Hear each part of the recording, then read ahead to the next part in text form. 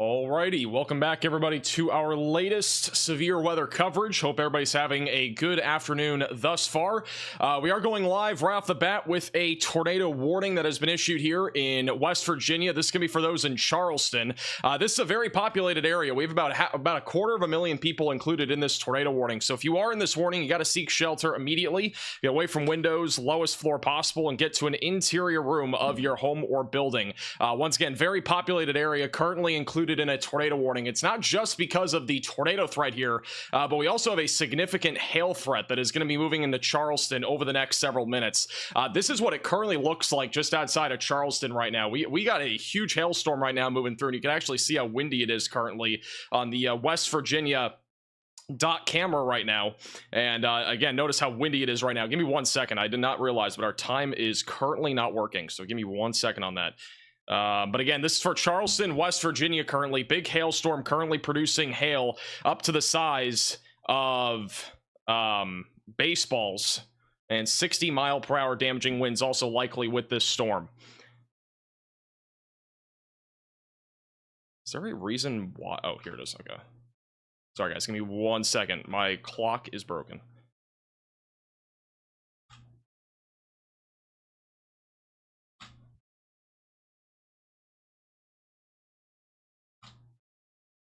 Okay, I'm gonna have to fix the clock here in a second. But again, if you're just tuning in, this is already a tornado warning again in West Virginia. Again, for those in Clendon, as well as Charleston, Big Chimney, Jarrett, and Dunbar. Significant hailstorm currently riding right along I-64, moving to the east-southeast. It will be approaching Blakely over the next several minutes. So if you are in this tornado warning, again, get to your safe place, away from windows, lowest floor possible, and get to an interior room of your home or building. We have some more cameras also in the warning that are coming up, and we're going to keep a close eye on those. Further off to the west in Ohio, we do have a couple of hailstorms currently ongoing, in addition to damaging winds up to 60 miles per hour. This activity is again currently tracking to the east. In addition to that, we do have a large severe thunderstorm watch that is in place that goes all the way until 10 o'clock Central Time or 11 o'clock Eastern Time for most of West Virginia, Pennsylvania, Virginia, and as well as Kentucky, where we are expecting multiple supercells to produce the potential for damaging winds, in addition to the potential for tornadoes. So today is definitely a day that you want to be staying weather aware. I do think that we are going to have the potential at least for a few tornadoes, especially out of storms like this, but I do think the main concern for today will be large to very large hail and damaging winds. So definitely a day that you want to be weather aware for. But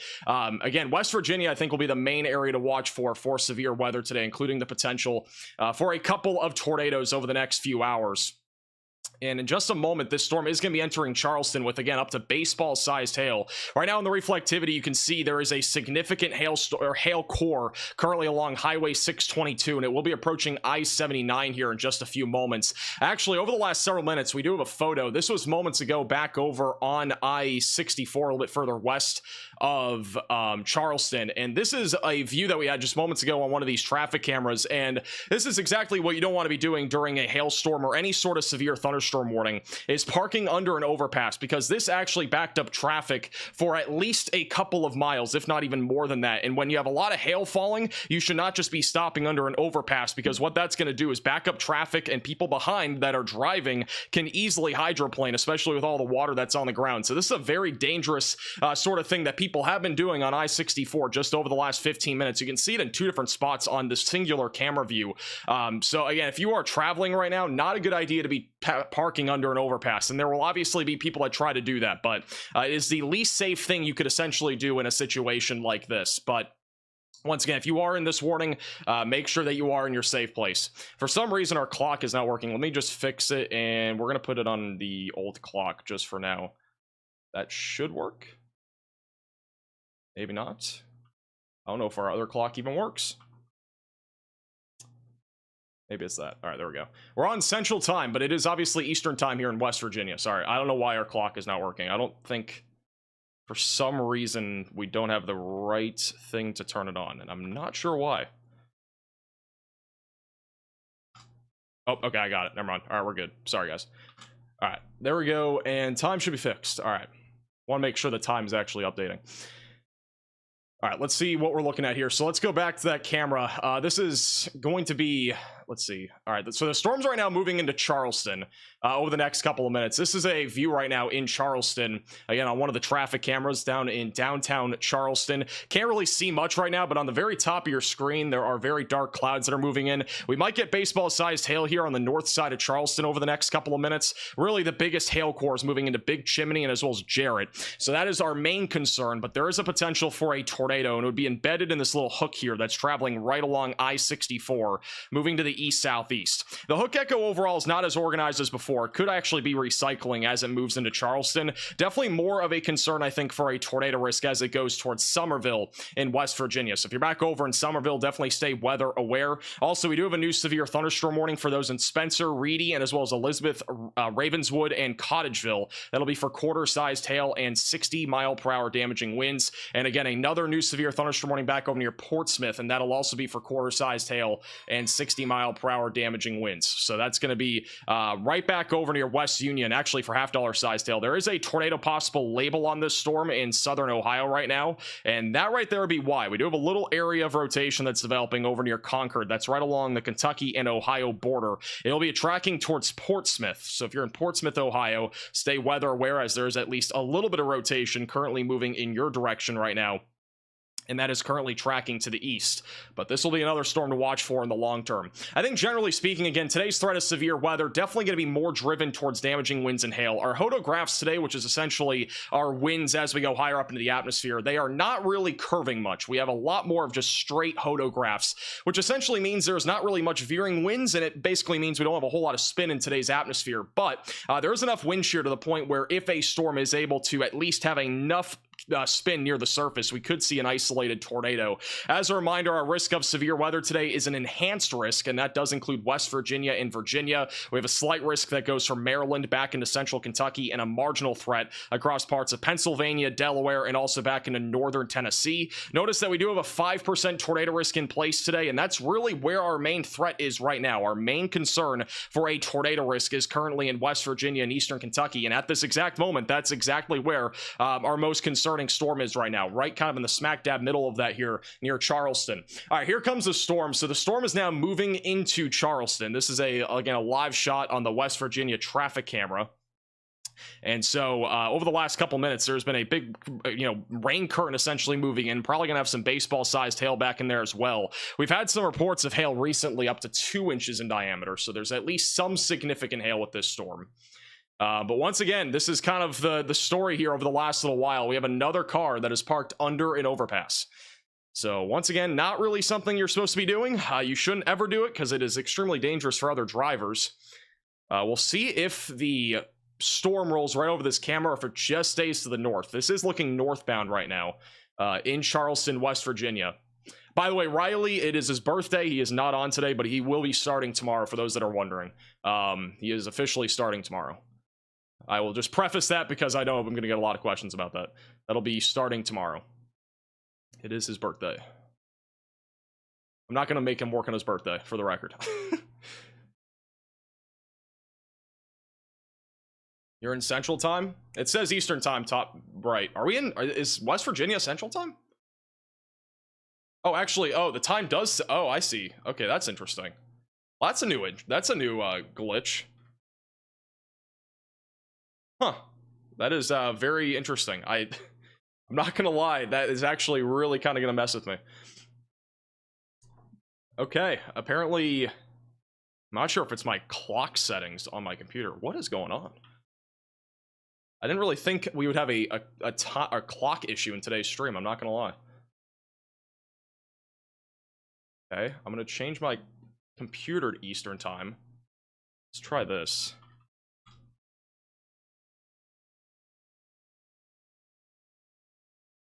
There we go. All right, we got fixed. Thank you. All right, so far, I'm not seeing a whole lot right now, at least in downtown Charleston. The worst of this hail core is off to the north, and also the winds have been somewhat calmer, at least in downtown Charleston. Now, again, where we have that hook echo is going to actually be more on the south side of Charleston, so over the radar site here in West Virginia. But we do have a significant hail core, once again, going right over I-77 and I-79. There are no traffic cameras that far to the north. They're all they're all located in Charleston. This is another live shot in Charleston right now. Again, this is going to be on I-77. So rain started to pick up. Again, not seeing a whole lot of wind right now, but if we had a tornado, which I don't think we do, but if we had one, it would be near the radar site, so kind of on the south side of town right now. Unfortunately, for those on the north side of town, you might need to get like a new vehicle or something. I mean, the hail is going to be potentially significant there. We've already had reports of hail at least around golf ball to 2-inch size not too long ago out of these storms. So they're definitely packing a punch when it comes to our hail right now. Let's go back to here, but again, this storm in particular has been packing a punch in terms of hail. Back near the Kentucky and Ohio border, we had a few reports of $0.5 to 2-inch sized hail, so pretty significant stuff over there. And then more recently, again, several different hailstorms currently all along the Ohio and as well as West Virginia border that are all producing a mix of $0.25 to $0.5 sized hail and 60-mile-per-hour damaging winds. We even still have storms happening over near Cincinnati right now, so there are still some storms out there near Cincinnati that are still actively producing the potential for at least some small hail. We've had multiple rounds of storms already in southwestern Ohio. Luckily, the storm activity is at least a little bit weaker than what we had about an hour or two ago, but nonetheless, definitely still something to keep a close eye on in case you have any sort of outdoor activities this evening. But this continues to stay as a destructive severe thunderstorm warning here in western West Virginia for baseball-sized hail. Again, our CCE signature, which is indicating a mix of hail and rain, is most significant on the north side of Charleston right now. So if you are anywhere on the north side of town, definitely stay away from windows. Wind-driven hail is definitely a possibility with a storm like this. Not necessarily what you want to see, especially with how many places are here. This is another live shot. Let me go back to this screen. This is another live shot currently on I-64, and it is a little bit windy right now, but again, not seeing anything in terms of severe level winds here, at least in downtown Charleston. Let me see if there's anything else looking northbound right now. We had a couple there was a couple cameras looking north, but and so far it's not been too bad in downtown Charleston. The worst of it has obviously been in the north. I honestly don't think, again, we have a tornado here, but there was at one point a much more defined hook echo, and there was actually a little bit more rotation about 10-15 minutes ago. If we go back in time just about 10-15 minutes ago, let's go back all the way to west of Charleston. You can actually see the hook echo that initially formed on this supercell right over near St. Albans. That's where the hook echo initially formed, and then it kind of got choked out there over the last several scans. Now, most recently, the hook went right over the radar site, but it does appear as if it is much more of just a hailstorm now, not seeing as much of a hook echo, but nonetheless still a destructive hailstorm that'll be moving right through central West Virginia over the next hour or two. So definitely continue to stay away from windows if you are anywhere in this warning or any of our other warnings that are currently in place right now. Corey Gherkin has a view of a storm right now. Let's go over to Corey. Corey has quite the view back over in West Portsmouth, Ohio. Look at that. So that right there is a hailstorm, and it also has a tornado possible tag on it. There is a little bit of rotation bottom right of your screen. I would say it's pretty broad as of right now. Corey a little bit here. Oh my god, that hail. Literally all you have to do is go back that way. Yeah, you wanna go mess with the hail? That is a beautiful storm. Hopefully it doesn't produce anything crazy. It says for the warning quarters. Or no, it said $0.5. So 1.25. And that has grown since then. If we're gonna do it, we're gonna have to blast like now. Yeah, it's growing.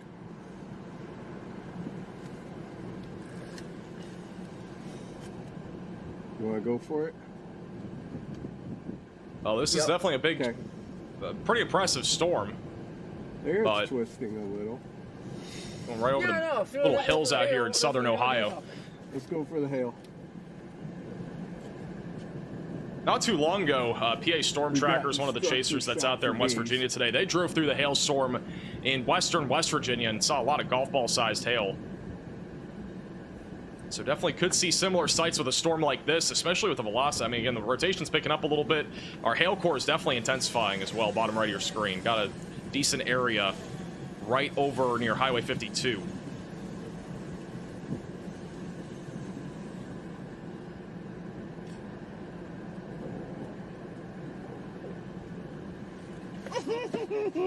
What? I don't know. I don't know what the point of that was. Oh man, you can start to see the broad rotation. It's right here. It's good to be back. I know we haven't been live in like a week and a half. I wasn't really solidified on going live today, but the tornado warning made me go live. See that? See how that's going in like that? And then they're going out like that. It's broad rotation right here. And velocity's bottom right of your screen. A little bit of rotation. I don't think it's going to over near Highway 52.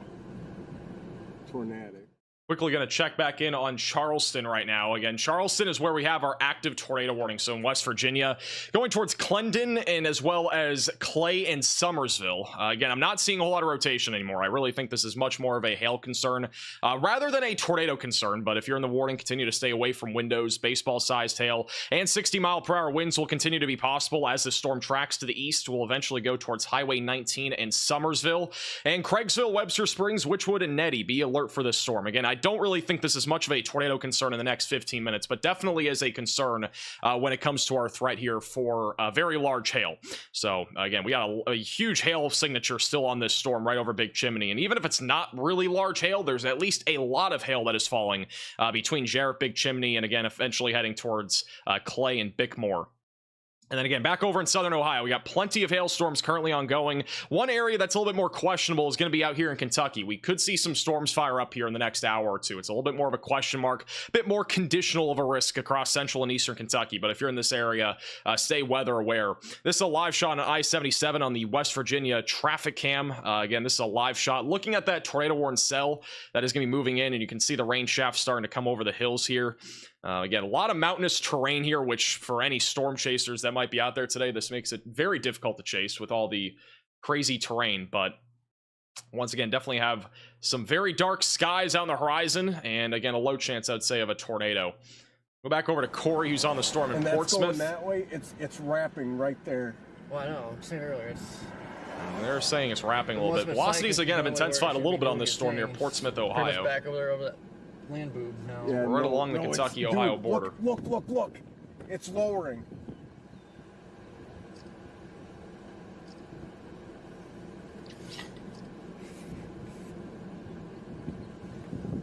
Latest scan shows our strongest area of rotation over Garrison and Quincy now in northern Kentucky. Cloud.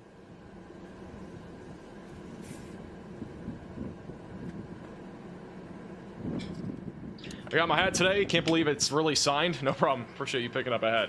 We got all the hats shipped out as of, I think, today now. So all the signed hats have been shipped. Here comes the rain.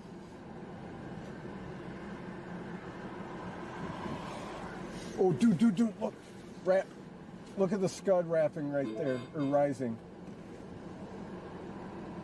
By the way, our warning software is a little bit delayed today, so just letting you guys know if the warnings pop up late compared to when you get them, that is why. They should be hopefully fixed by sometime in the stream. It's literally right here. Again, this is live right now in Ohio, near Portsmouth. It's about to pour right Still looks a little elevated, but it's definitely a storm to keep an eye on as it continues to move east. Again, this is the storm that we're looking at right along the Kentucky and as well as Ohio border.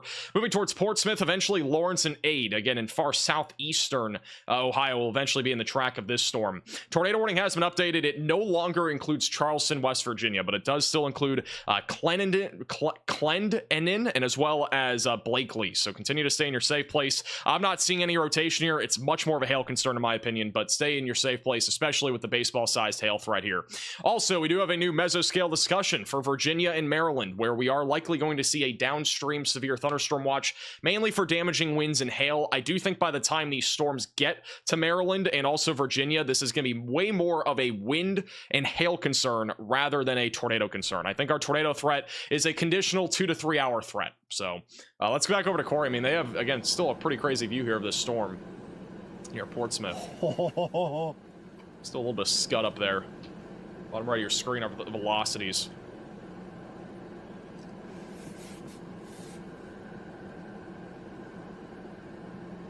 Who's with Corey? I have no clue. I think Brandon Montgomery, but I could be wrong. No, it's not strong by any means, but you could see it right there. Look, right here. A little scud over their head, too. There's a tube over top of us, dude. Holy crap. Funnel! I don't think that's a funnel. Dude, right here. There's a funnel right over top of us.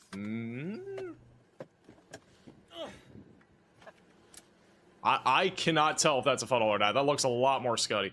I'm not sure who's with him. I'm not. I'm gonna be honest. I don't know if I don't know who he is, but I don't know if I'm not sure if it's his first time. I don't think that's a funnel. It's turning up there. Looked a lot more scuddy to me.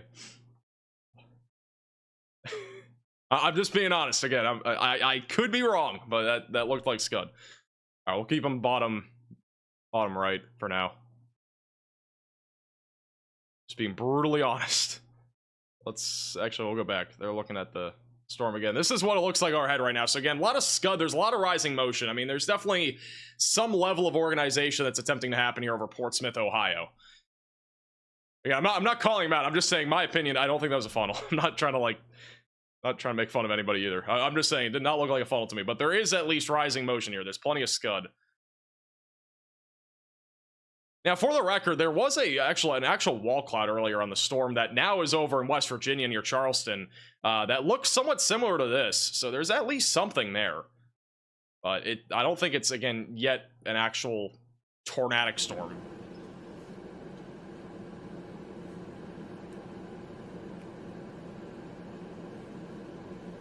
It's definitely scary looking. That's why we call them scary looking clouds. Oh, I was like, oh, did the rain go away? No, mountains. Still see the rising scud there in the middle. It's not a whole lot, but there's a little bit there. Oh, it's about to get nasty. Definitely a big wind. I would definitely say there's definitely a wind component here that's going to be probably at least 60-mile-per-hour damaging winds. And now they've issued a new severe thunderstorm warning here for 70-mile-per-hour damaging winds. So Lawrence, Ade, Ashland, Wurtland, Oak Hill, and Rio Grande in a new warning for 70-mile-per-hour damaging winds and half-dollar sized hail. So there's definitely a little bit more of a significant wind threat on this storm right along the Kentucky and Ohio border. Currently moving to the east. Once again, going to go back to them. Looks like they got a little inflow going to the storm right there on the right, or on the bottom of your screen, I should say. So going right to left, maybe a little bit of an inflow tail going into this. Again, the velocities have been a little bit stronger over the last couple scans. They are now right in. Ooh. Yeah, they're right in the storm now, so they're probably going to get the hail core here. I think so. There's at least there is a hail core right over St. Paul, Firebrook, and Portsmouth, right along the Ohio and Kentucky border. So they might get some of the hailstones here over the next couple minutes.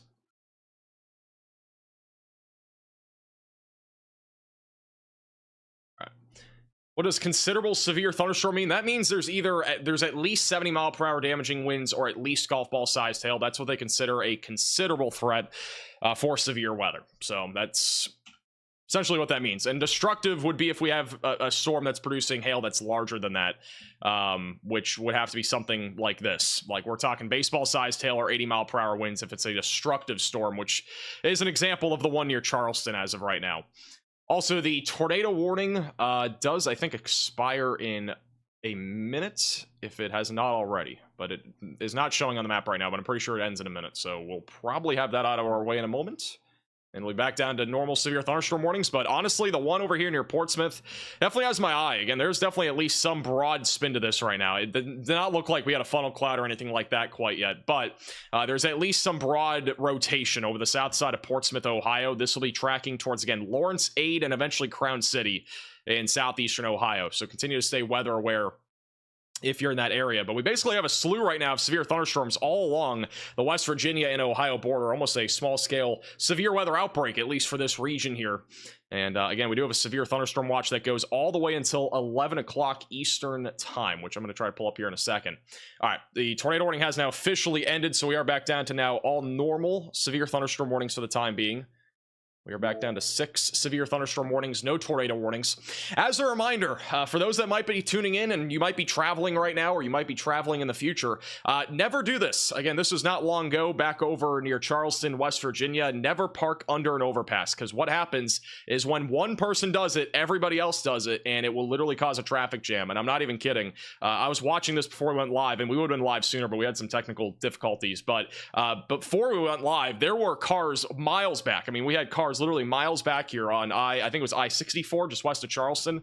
Cars were all parked under the overpass just like this. This is something that you never want to do, because if you do this, you're one of 5 people that might be parked here, and the other people are going to have to take the hit anyway. Like, it makes literally no sense. It's not safe. Cars behind you would have to come slamming to a brake. Basically, it's very unsafe to do this. I'm surprised that people didn't start honking or something and trying to get these people out of the way. That's just crazy. And it wasn't just there. Again, if you look at the top of your screen too, there's another overpass right there that people parked under too. So yeah, pretty crazy stuff. But just a PSA in case you are planning on traveling today, you might encounter some people like that. All right, we got another big hailstorm now moving into western West Virginia. This is currently producing ping pong ball sized hail, 60-mile-per-hour damaging winds. There actually might be a camera here. I'm gonna check and see. There's one in Fraser's Bottom. I think that's actually, yeah, Fraser's Bottom's right here. This is what it looks like right now in Fraser's Bottom near Buffalo. So on the south side of the storm right now. And looks like we got a lot of trucks pulled over right now. More likely than not because of the severe weather risk here. I have to close my pen and open it again because it's glitching. Get it? Corey's getting a car wash. He is definitely getting a car wash right now. One of the best ways to get a car wash is just wait for the rain. It's pretty much free. Camera's starting to shake a little bit. I think this is looking southbound. So this camera's looking southbound. Some of the trucks over here probably pulled over, just not trying to drive into the severe storm. Honestly, again, it's safer to get off like the highway, but as long as you're not like blocking traffic, I feel like it's not as bad of a thing. But at least they're pulled off to the side. There's several semis right there that are not going to drive into the wind threat, which could be even worse if they just drove right into the severe storm anyway. But might get a little bit of hail there in Fraser's Bottom. We'll have to wait and see. The current storm right now, again, is right over Arbuckle near Highway 35, moving east towards I-77. And let's do... Where's the other chaser? All right, cool. Truckers pull over in big storms. I mean, it's one of the best ideas to do because you don't want to be flipped over as a semi on the highway. We've seen that way too often here over the last little while.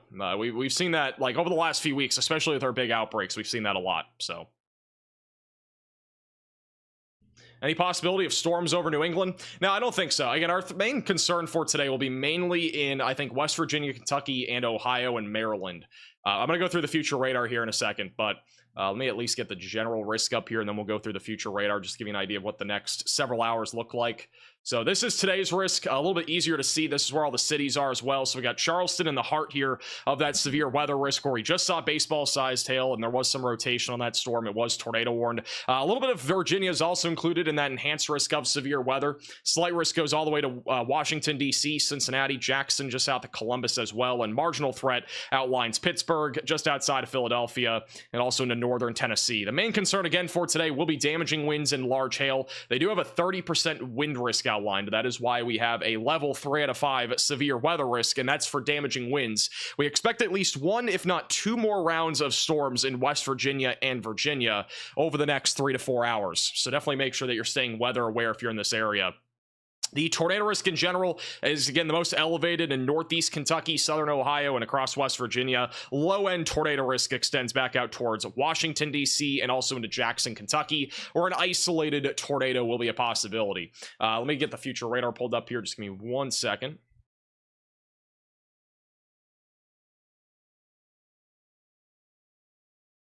Sounds good, Austin, by the way. I have no clue what that even means, but okay. I don't know if you're watching.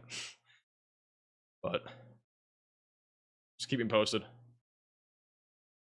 right, let me get the future radar up on here. Give me 1 moment. What's the expected track for the southern Ohio storm? It's most of these storms are moving east-southeast at about 55 to 60 miles per hour. They're all very fast-moving storms, which honestly is not the best because a lot of people are going to have slightly less warning on some of these storms. All right, here's the timing for the rest of today. We're going to begin with about 5, 6 o'clock. So this is what it looks like. This is not even what it looks like right now. Let me see if there's a better future radar I can pull up on here. This might be slightly more accurate. So this is what it looks like right about now. Again, we got multiple showers and thunderstorms, mainly in southern Ohio, in northern Kentucky, and also across West Virginia. This is honestly the best depiction that you're going to get, but this is an approximation of what it could look like around 7, 8 o'clock tonight. Again, a bit of a cluster of thunderstorms stretching from the Tennessee and Kentucky border all the way back through western Virginia, where there will be some scattered damaging winds, large hail, and also a potential for a couple of tornadoes. By 9 to 10 o'clock, the most significant threat of severe weather will be mostly focused across eastern Kentucky and as well as Virginia, going in the direction of Maryland. And then by the late evening, this is kind of done. But again, our main concern, in my opinion, is between now and about, I'd say about 9 or 10 o'clock Eastern time. So we got about a 3 to 4 hour window maybe for at least a low end tornado risk. I think our greatest tornado risk would come out of the storm that's near Portsmouth. Even then, the rotation is overall broad. I think this is more of a wind threat as of right now. Damaging winds up to 70 miles per hour, and as well as $half sized hail will be possible. But could still see an isolated tornado risk come out of something like this. I feel like this would have the best shot at producing a tornado threat as it eventually goes towards West Virginia. Otherwise, if we were to get a tornado, this storm still has a chance in the long term going towards Summersville and Craigsville, but definitely more of a hail and wind threat for the time being. Currently producing golf ball sized hail in addition to the threat of 60-mile-per-hour winds. This is what it looks like right now in Fraser's Bottom, which is just off to the west of Charleston. And we do have a little bit of scud cloud there at the top left of your screen. So this storm right now is producing 60-mile-per-hour damaging winds and a little bit of hail as well. Again, scud cloud isn't really anything that concerning, at least on that storm as of right now. Just a little look to it. But that's the current shot that we have of at least that storm for right now. That one's going to eventually go towards Spencer and I-79. So if you're in those areas, stay weather aware. Bottom right of your screen, that's Corey. He's currently driving through that storm in southern Ohio near Portsmouth, if you're just tuning in.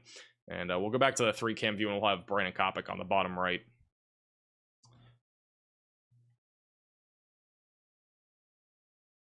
Is Riley with me? He's not today. He will officially start tomorrow.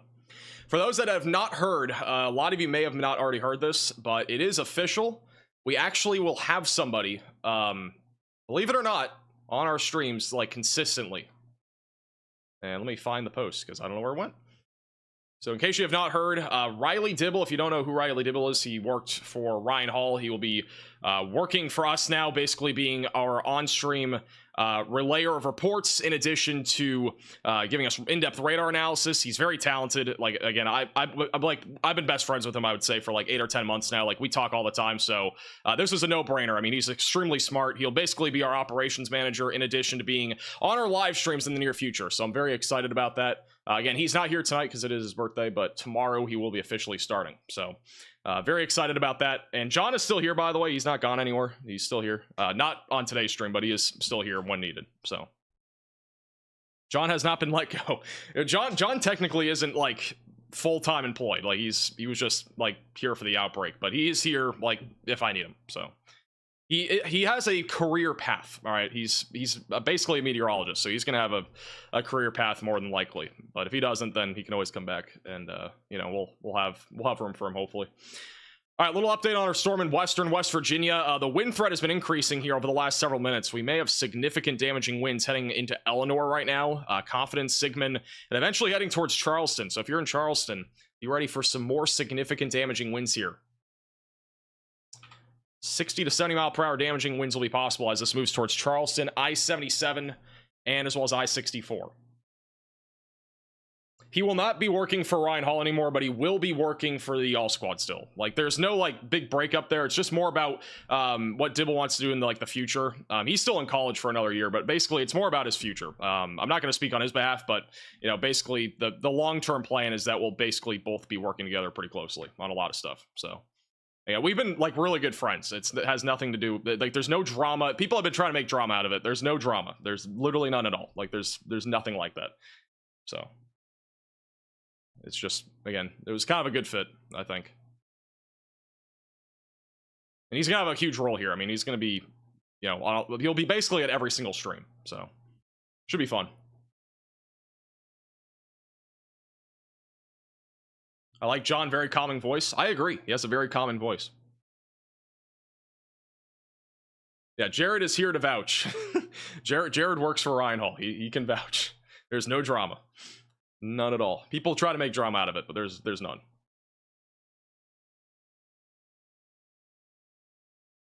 Max is live. I know we are live. We are here just in case something happens. Again, there was a tornado warning for Charleston. A lot of hailstorms right now. A lot of wind as well. A lot of lightning. Plenty of rain. Biggest concern once again is West Virginia right now. Southern Ohio, northeastern Kentucky. We are still monitoring central Kentucky for a potential development area. So far, nothing's developed, but this is a region that could have at least a storm or two pop off in the next hour or so. Again, we are at peak daylight heating right now.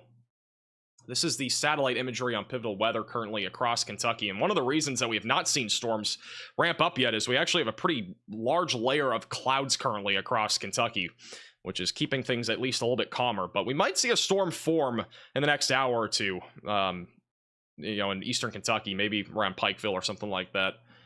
There's still opportunity there. But the storms have obviously been the most significant kind of in this train here. This has been like the main corridor ever since about 3 or 4 o'clock this afternoon. This has been the main area, starting near Cincinnati and Georgeville and Maysville, and now has moved all the way through Charleston. And now it's all, I mean, again, these storms are racing. This one over here that's moving into Craigsville, this one's still going east at about 65 miles per hour. They are very fast moving storms. Every single storm right now is moving at a rapid pace, highway speeds pretty much.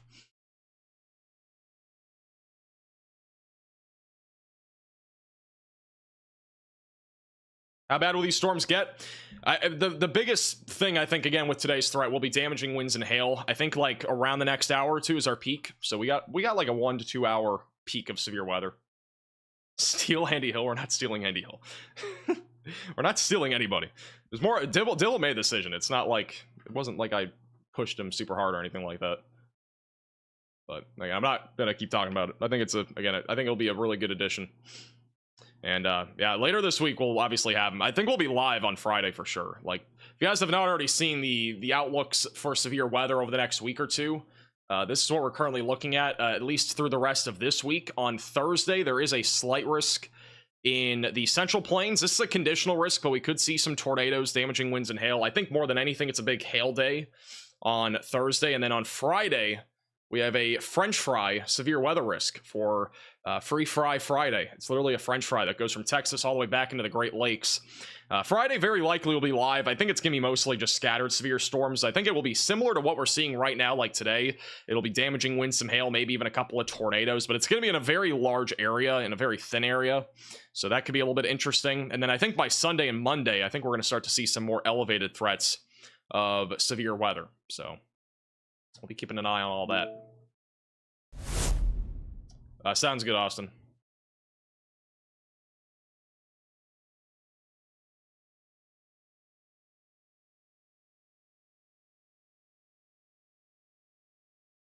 Hey, Alpha for the 10 months. How's Cheese Curd doing? She's doing good. She's chilling. I think she's sleeping. Hey, James for the super chat. Missed you, but I guess it's a good thing for the United States viewers. I agree. Yeah, I think it's a good thing that we haven't been live a whole lot recently. I mean, today was kind of not really a last second day. We've known that there was going to be a risk of severe weather for days now. The SPC issued a slight risk, I think, back on Friday. So there's been a risk outlined for quite some time, but we obviously are now live. By the way, Austin, it is working now.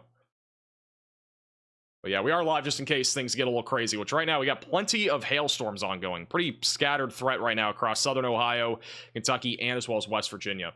Thank you, Ren, for becoming a member, and thank you, Cassie, for the month as well. Appreciate that. We do have a hail report in Charleston. This is actually where we just had that baseball-sized hailstorm roll through, and the highest hailstone in downtown Charleston was golf ball-sized hail. There's a picture of a golf ball-sized hail along Morse Street in downtown Charleston. So the hail actually reached downtown Charleston, despite the storm staying a little off to the north. The worst of that hail core was on the north side of Charleston, so right over I-77. That was where our worst hail core was, and that is now since moved to the east very rapidly towards Summersville, Craigsville, and Richwood. We got one more hailstorm coming at least. We might have two, but we got one more hailstorm at the minimum coming towards the north side of Charleston here over the next half hour or so. So if you're in this area, continue to stay weather aware. More hail is coming for sure. Might have a view of this. I'm not sure. I'm going to see. Actually, PA storm trackers, we're going to put them bottom middle. They are, I believe, on that storm right now near just north of Charleston. Pretty significant wind threat right now moving towards I-77. If you are a truck driver, you might want to pull off to the side or get to a rest stop or something like that, or just avoid this area. Winds are likely going to be high with this storm, right along I-77. A little further to the north near Reedy, that storm's not as significant, but still producing at least some scattered damaging winds and a little bit of large hail around quarter size. And they have just issued a new severe thunderstorm warning for the Charleston area, which also includes Clendenin, as well as near Hurricane and just outside of Milton.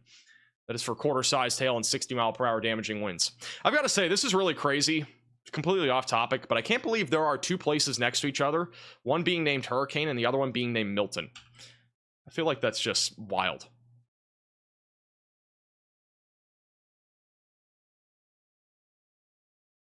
Also, this is the latest radar scan in southern Ohio. We still have a little area of rotation over Greenup and Wortland, moving into Lawrence. So still a little bit of rotation there, moving currently to the east. Let's check in on PA storm trackers. Just gonna get their location here. I really liked my joke. I thought The power just flickered and shut this pump down. Are you serious? So they're over in Culloden, West Virginia. so funny. Let me just get a quick look at where that is. All right, so that's near Hurricane. So they're just outside of Charleston. I think out there in the middle is kind of a little bit of a lower, like a scuddy lowering out there. It might be a shelf cloud. Did it come back? Probably gonna have a decent shelf cloud on this storm, if I had to guess. Going right towards I-77. If you guys do have any photos or videos, you can at me on Twitter at MaxVelocityWX. We will be keeping a eye on that. This was from PA Storm Trackers back over near the Kentucky and Ohio border. Some of the hailstone sizes that they are able to measure. Got a little measuring tool here. So I can't really tell what that's about 40 millimeters it looks like. So probably around, that's around golf ball sized hail. It looks like the largest measurement that they had was right around 2.3 inch diameter. So a little over egg sized hail. Back over along the West Virginia and Ohio border. Definitely a big hail day, that's for sure.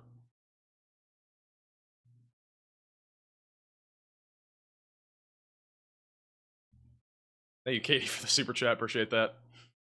Anything in Sioux Falls? You're talking about Iowa? On Thursday, yes. I think there'll at least be some isolated to scattered severe storms, but I don't think there will be anything too out of the ordinary.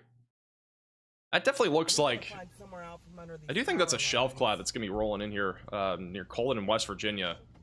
This is, again, PA Storm Trackers. Currently located just outside of Charleston. No. It's a large shelf cloud out in the horizon. Mom said no. That's wrong. That's wrong. Did I say Hurricane Milton? I did. Yeah, but any... There's legitimately two places next to each other that are named Hurricane and Milton. Just got a new severe thunderstorm warning east of Craigsville, Richwood, for golf ball sized hail, 60-mile-per-hour damaging winds. They are issuing these warnings well ahead of time, and you might think they're really ahead of time since this is like 20, 30 plus miles to the east. But again, these storms are moving rapidly to the east. I mean, this storm right here in particular is moving east at about 60 miles per hour, or yeah, it's about 60 right now for Greenbrier County in West Virginia. We still have a tornado possible label on this tiny little severe thunderstorm warning near Franklin Furnace. This is its own warning. Probably covers 6 square miles. And still a little bit of rotation. Got a little hook there going towards Crown City and Huntington. Continue to keep a close eye on it. And a large shelf cloud. Be rolling in here over the next few minutes here in near Charleston, West Virginia. So this is a live shot. It's not a derecho, we're fine. It actually kind of is. Well, it's not as big of a derecho. Oh, it got real bad right here. Okay, I can't, I don't... Hey, Linear for the super chat. I'll have to check my DMs, I forgot. I'll try to look later. That's not Woo-wee. Well, this isn't even streaming. Are you kidding? No. Wait, mine is. Why is it not streaming on here? Alright, they're gonna reposition, keep them bottom middle. Wow, Corey has like... I don't know if that's... I'm not sure if that's just overflowing water. On the field. Corey's back over in South Shore, Kentucky. Show back.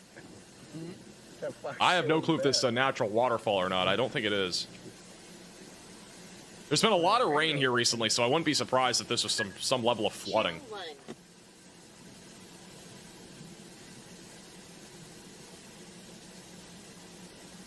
What am I drinking? I'm drinking Honestly, water. This turned out to be a pretty good day. For those that didn't know, like, one thing that you're not supposed to drink as a broadcaster is milk.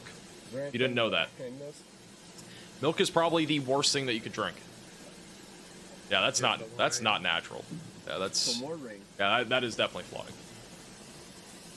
Couldn't really tell with it being zoomed in, but yeah, that's definitely not supposed to be like that. Unfortunately, there's been a lot of rain recently. All right, let's go back to PA storm trackers. The shelf cloud is about to move right overhead here in Culloden, West Virginia, just outside of Charleston. Look how fast it's moving, by the way. Okay, like, I don't think we're... I mean, these storms are, again, rapidly moving west to east at 60 to 70 miles per hour. This thing is racing into Culloden.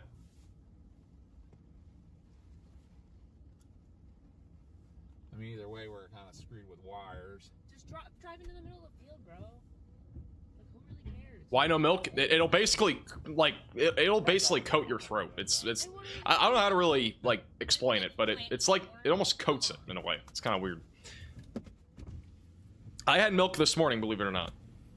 But my voice, I can actually feel it a little bit, but it's not as bad as if I were to drink it, like, 5 minutes ago. You hear it? I do. Let me get a feel for if I'm getting out or if I'm just... Yeah, never drink milk if you're ever going into broadcast. It's probably one of the worst things to do. Thank you for all the new subs, guys. Appreciate you. All right, shelf cloud rolled right over there. It looks like they might be in a low precip area of this line. Although, if it's coming this way, I don't want anything to... We Wow, have a building. better view here for sure. I mean, technically, if you said... the Definitely fast-moving clouds. Keep them bottom right.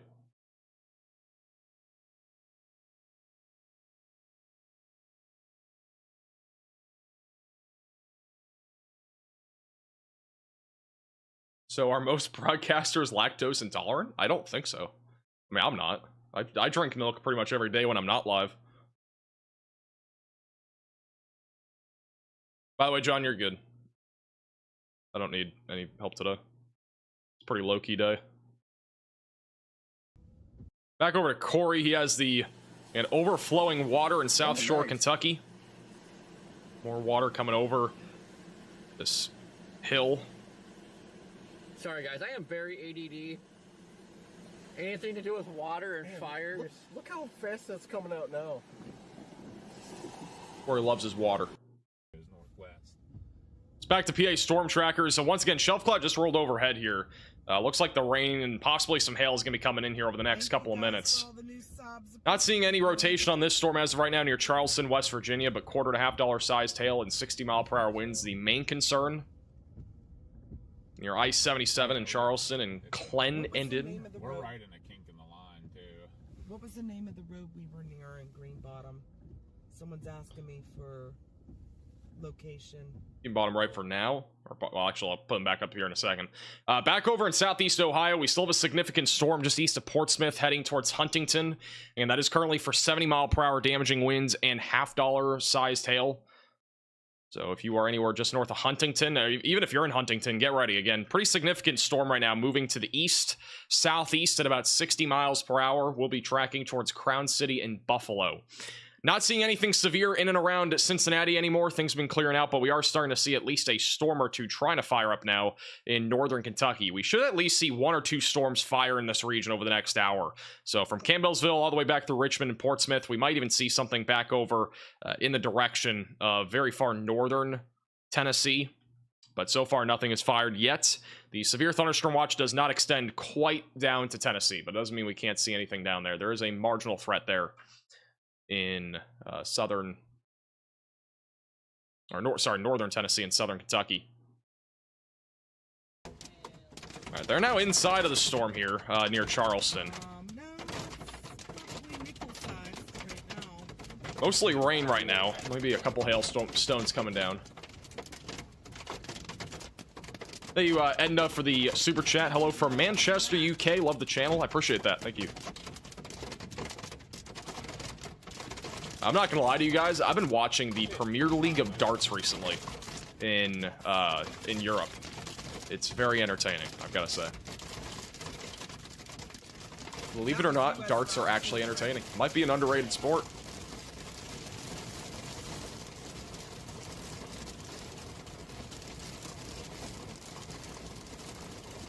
So far, mostly rain. Couple hailstones came down, and that's really about it there, at least in, they're just north there of Charleston. I have a couple of live shots, I think, on the interstate. I'm curious to see if there's anything happening on those. This is live right now back over on the interstate, I-64 just west of Charleston. We do have some winds picking up right now. You can see the wind going from right to left here, so the winds are a little gusty.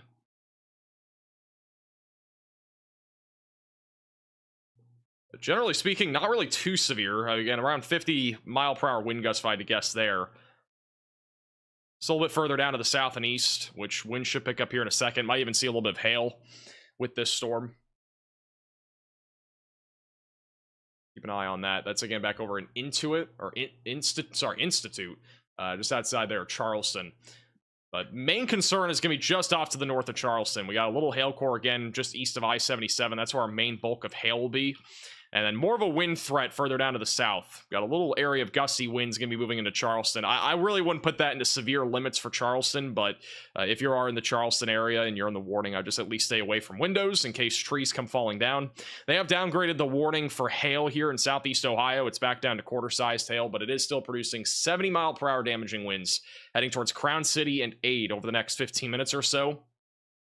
That is moving east-southeast, currently at 60 miles per hour. So again, basically every storm today is moving around 60 miles per hour to the east. And we still got a significant hailstorm that'll be heading towards the Virginia and West Virginia border here soon. Just south and west of Snowshoe. That is also for some golf ball-sized hail and 60-mile-per-hour damaging winds. So we'll continue to keep a close eye on that as well. Hey, Steven, for the 6 months. What'd you make of Rory's win in the Masters yesterday? It was pretty entertaining. I gotta say, that was one of the most entertaining golf tournaments I've watched in probably about 5 years or so.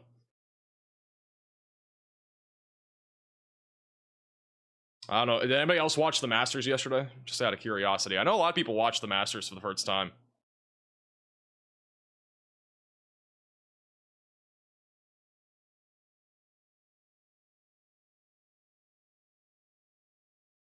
No, because golf is boring. That's such an unpopular opinion. I've got to say that. That's like such a mid opinion. So many people say that.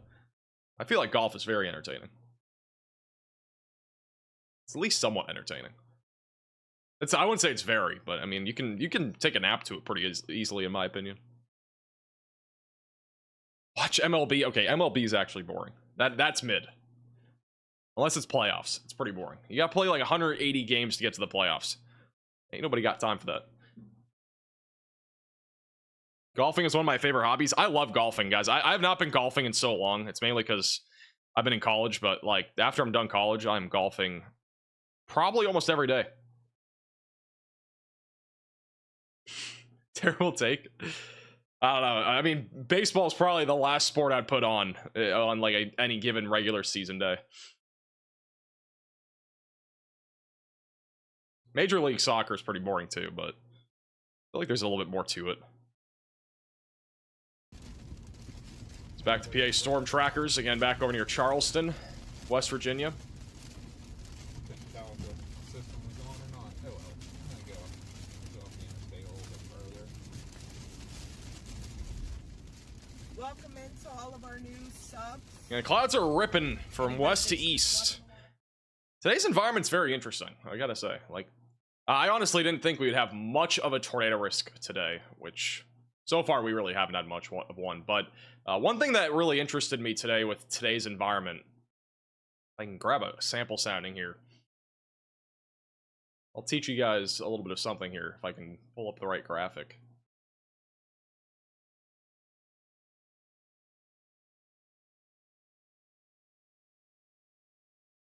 I'm just going to take like an example sounding, I don't know, from like Eastern Kentucky.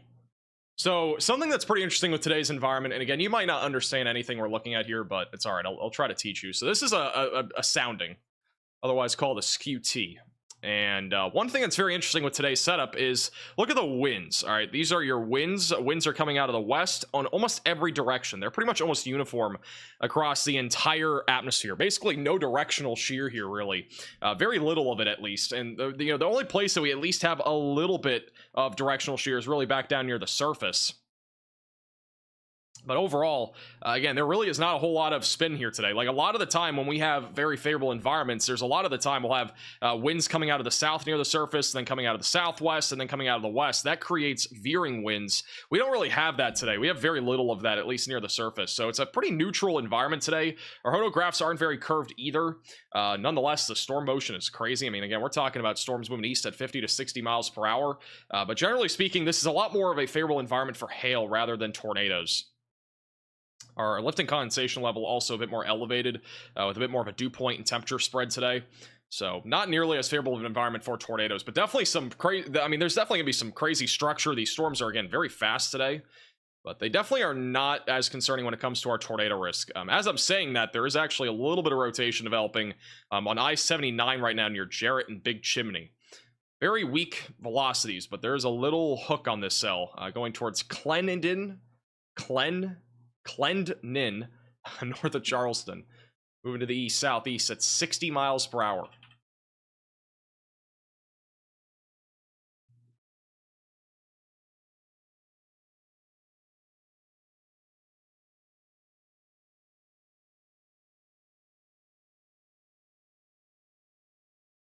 I was gonna ask the robot for the pronunciation, but I guess my microphone's just not on or something. Unfortunate. Yeah, there's a little hook on this. It's not very impressive, but there is actually a little bit of spin. And now it's gone. That weakened really quickly. Actually, the last couple scans, there was a little bit of rotation. A little bit weaker now. There's a little bit of rotation over Jarrett's Ford, and it'll be approaching Coleridge and Glen. So those will be the areas in the track of this as it continues to move east-southeast. Hey, Cynthia, for the super chat from Beaver Island State Wildlife Research Area. International Dark Sky Sanctuary to celebrate International Dark Sky Week. All right, well, cool. Appreciate you tuning in. How do you pronounce Clendenin in West Virginia? I don't think the bot's listening. Or, do I have the right microphone on? I do not, that's why. How do you pronounce Clendenin in West Virginia? And now it's frozen. All right, cool. Doing great. I was going to try to use a pronunciation thing, but it didn't work. Thank you, Steven, for the super chat. It's epic and stressful as an Irishman, but I'm proud he finally achieved the green jacket in Grand Slam. Only 6th player in history to achieve that feature, or feat. Yeah, it's pretty crazy. You know, Rory, I honestly thought he was going to choke. He's choked a lot of tournaments. Like, I've watched him choke so many times, so... I honestly thought he might choke it. Even with when he was up at 14 strokes, I did not think he was winning that. Like, even with him being up by like 4 strokes or 5 strokes, whatever it was that time, I thought the odds of him actually winning were kind of like low. I didn't think it, like, I still thought it was low even at that time. Thank you, Bryce. Appreciate that for some coffee. I don't really drink much coffee, but I do appreciate it. I might get some coffee now at some point. Test. Dude. Why is this thing not working?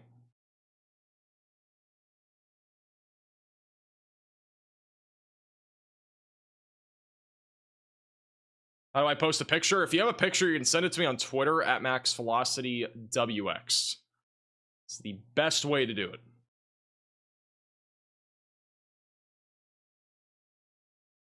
Brandon Kopic looks like he has a shelf cloud. Let's go to Brandon. Brandon Kopic's live on YouTube. Big shelf cloud right there in Huntington, West Virginia.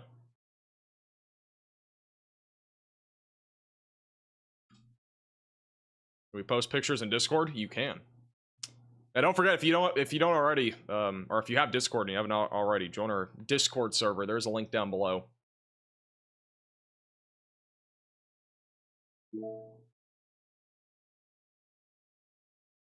Definitely dark skies out here in Huntington.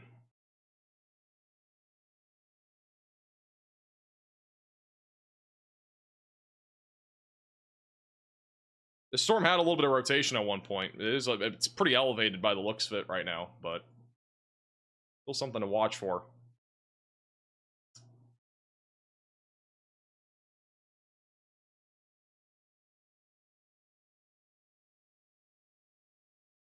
Oh, good. You found me. Dude. Hi What? there. Nice to meet I don't know if anybody just heard. Get things dude. done. Okay, Let's can get we started. can we stop, dude? What is happening? I don't know if anybody just heard that, dude. I was trying to get ChatGPT to tell me, like, how to pronounce a city name, and it just freaked out. But I don't know if you guys heard any of that. I don't know if you guys heard. Hi that. there. Hi there. Nice to meet you. All right, stop. excited to help you get All right, things please stop. Get off my computer. I was trying to get the pronunciation. I just realized Brandon's audio is not on. I'll turn it We on. didn't get to use a chainsaw. Dang it. That was kind of scary. I was like, where's that audio coming from?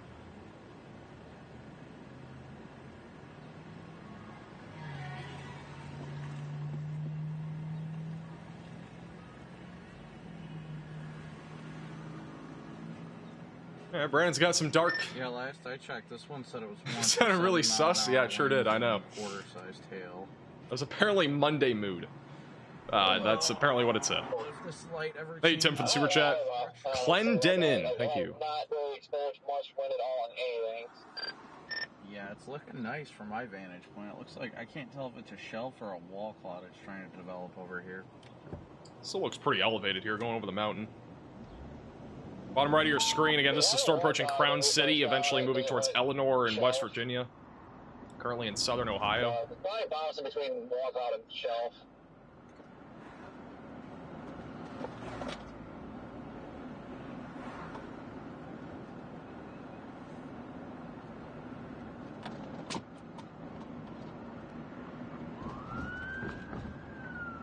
Uh-oh. Brandon's in trouble.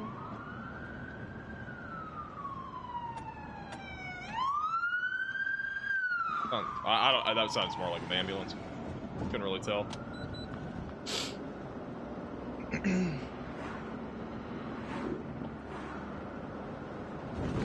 Yeah, I was thinking of keeping up with it, but it looks like it's going outflowy. It really looks like it's starting to get that outflowy look to it. Keep Brandon bottom right until he's back out in front of it. And that's what the storm that he was just looking at. Big hail core going into Crown City along the West Virginia and Ohio border. You can actually see the CC signature here again. Pretty large scatter spike near Crown City. On the other hand, again, little hook echo that is currently moving over Scottstown. But it does look a little bit more outflow dominant. It's hard to exactly tell, but there is at least a little bit of an outflow boundary that looks like it's popping up on radar, and if that is an outflow boundary, it's gonna be harder for that to produce a tornado. Also, we've had a little hook that's been trying to develop east of Charleston, West Virginia. This storm has been struggling a little bit more as well when it comes to a tornado threat, mainly wind and hail for the time being. And then our storm all the way back over in eastern West Virginia, east of Fayetteville and northeast of Oak Hill. This one has a hook again. There's a lot of hail though. I don't really think there's too much of a tornado risk with this one right now. Definitely more of a hail and wind concern moving towards Hillsborough, Huntersville, Marlinton, and as well as Route 219. This again currently tracking to the east. This again Brandon Kopic on the storm near Huntington, West Virginia. It's in Chesapeake, Ohio right now, just north of I-64.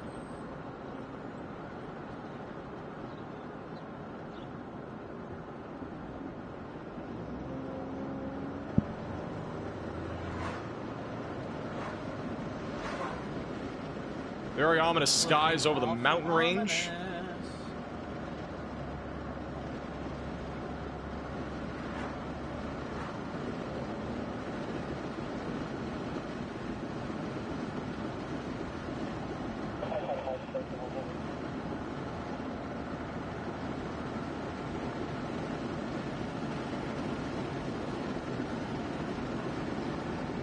We have a video from KM on Twitter.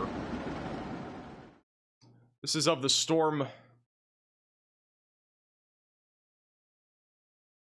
I don't know where this exactly is, but I think this is back over near Charleston. Look at this. Back over near Charleston, West Virginia. Look how fast that thing's moving in. This is a little bit more sped up, but this is a 30-second loop here of just how fast the storm is moving in here. I believe this is back over. It's either Huntington. I don't know, Cam, if you can reply to the tweet. I don't know if that's Huntington or back over near Charleston, but nonetheless, that gives you an idea of these storms today and how quickly They are moving again. These storms are racing off to the east, southeast at about 60 miles per hour today. So very fast-moving storms across Ohio, Kentucky, and West Virginia, but primarily in West Virginia right now. Thank you, Amanda, for becoming a member. Welcome to the Velocities. We have a new severe thunderstorm warning. This actually does have a tornado possible label on it, so the one that Brandon is currently on. For Crown City, Milton, just outside of Hurricane, near I-64. And there's a hook on this storm, but still more of a hail concern in my opinion, along with wind. This is what Brandon's currently looking at. Trying to give this one final look before we head back west, but I'm not seeing. I'm surprised they haven't issued the new warning for it. Then again, all of these storms. Did you go live for an enhanced severe weather day in New England? So it's not we have before. Exactly helping it attain any favor. I don't really have again a set requirement for going live. We usually just go live one if I feel like it, and two if there's something to actually go live for. Shaft over there. Look at that bad shaft. That is a large hail shaft. EDS hail shaft. Come on. That's a lot of hail falling on the storm near Crown City. Check that out, guys. I might stop for a second. It's not gonna be much better of a place to stop than like right here.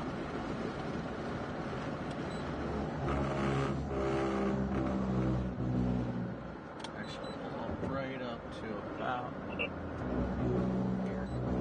Really know where she was. Just silver fork fusion.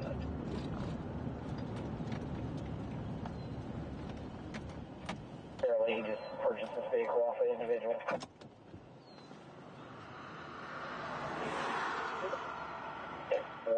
So that, again, right there in the middle of your screen, that is a big hail shaft that has just moved over Crown City. Copy that. Currently ping pong ball sized hail. Again, if you look at the bottom right of your screen, all that blue and green, that's all hail on the correlation coefficient that's moved right over Crown City. So a ton of hail with this storm. Moving towards Buffalo and Fraser's Bottom in West Virginia.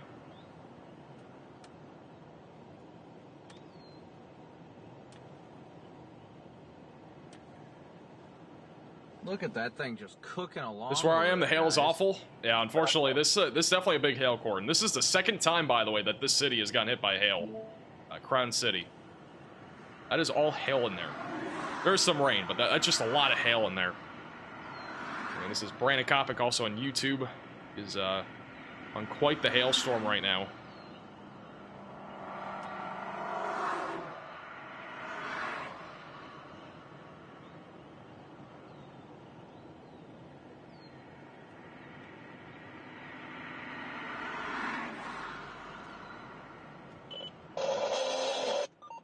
That was a radio call.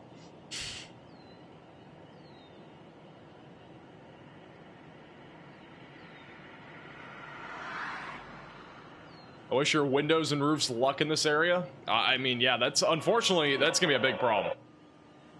We've had, this is now the second, guys, this isn't like the first one that we've had for this area today. This is the second one that's going in over the same exact areas. Crown City, Lee Sage, they've already gotten at least $half sized hail, and there's another hailstorm going right over the same places. And eventually, if this stays alive, Charleston's in the track of this one. I don't know if we'll be able to catch it or not. Not with the motion it's going at, but we might as well give it a try, right? Let's see how far we are. Let me check something first. I'm gonna zoom out a little bit bottom right. Cars barely survived the first hail today. No, we definitely would not be able to get ahead of it. And unfortunately, this is now the second hail of the day. Time before we double back west. First storm produced up to egg-sized hail. A new tornado warning has been issued. All right, we do have a brand new tornado warning that has been issued. This is going to be for Greenbrier County and West Virginia. This is going to be the storm, I believe this one near Hillsborough. Has not popped up yet. All right, so it is. So it's going to be all the way back over in eastern West Virginia. We do have a brand new tornado warning. If you are near Richwood or just south of Richwood, south of Hillsborough, in Greenbrier County, seek shelter, get away from windows, lowest floor possible, and get to an interior room of your home or building. This is right over Beach Knob. That is a mountain approaching Blue Knob and Grassy Knob. Cordova's in the path of this, Trainer, and Highway 92, eventually heading towards actual Virginia, so back over near Warm Springs. But we do have a hook echo. Velocities on the storm have been a little bit more, not really super strong over the last couple scans, but there's at least some broad rotation over Clearco. So again, definitely an inflow as well. If this storm is not as elevated as before, it definitely could produce something. So stay in your safe place again if you are in this warning, just south and east of Craigsville. Is that white hail? Yeah, anything that you're seeing that's white, almost every time we have anything white on radar, it's not always true, but in most cases it's hail. This is definitely hail, especially in the storm near Crown City. And these are some of the hail reports that we had about an hour and a half ago near Highway 2. So again, this area has already been hit by hail, and they're unfortunately getting more. And there's a chance that this goes right through Hurricane in Charleston. There's a legitimate chance that that hailstorm goes right through the same areas that we just had hail in. So not a good sign, that's for sure. All right, I'm gonna go back to the screen, just making sure we have that set.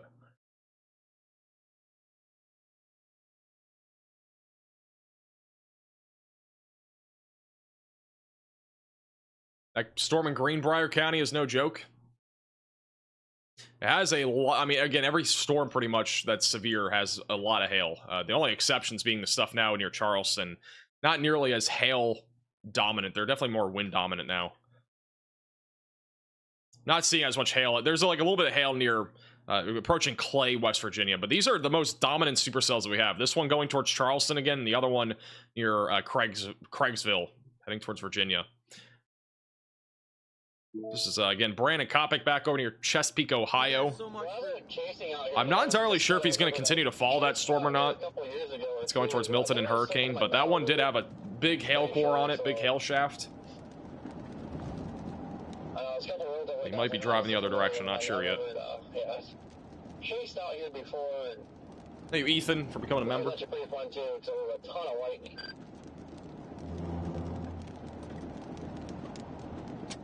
Again, guys, thank you so much for tuning in and smooshing that like and subscribe button. Today, just back to our 3-cam view. Stay zoomed out here for a moment. Brandon's heading west. All right. Yeah, Brandon, it's hard to keep up with these storms. I think PA Storm Trackers, honestly, has had the best position today out of the 3 chasers we've had, because they've been in West Virginia, and yeah, again, these storms are racing. If you're just tuning in, haven't already seen, all these storms currently are moving east at around 55 to 65 miles per hour. It's very hard to keep up with any storm that's going that fast unless you have good roadways. And I mean, West Virginia, it's not their fault, but they have a lot of mountains, so like it's kind of hard to, you know, have a perfect straight roadway for any of these storms. So it's unlike areas like, you know, Kansas, for example, where you have road networks that are pretty good in my opinion. Also, there is a huge special weather statement. I don't know if I've ever seen this. This entire gray box on your screen in Iowa is a special weather statement. That is going to be for wind gusts of 50 to 55 miles per hour. Higher than what has been occurring outside of this precipitation this afternoon. So that's interesting. That is almost half the state that is included in a special weather statement. It's pretty impressive.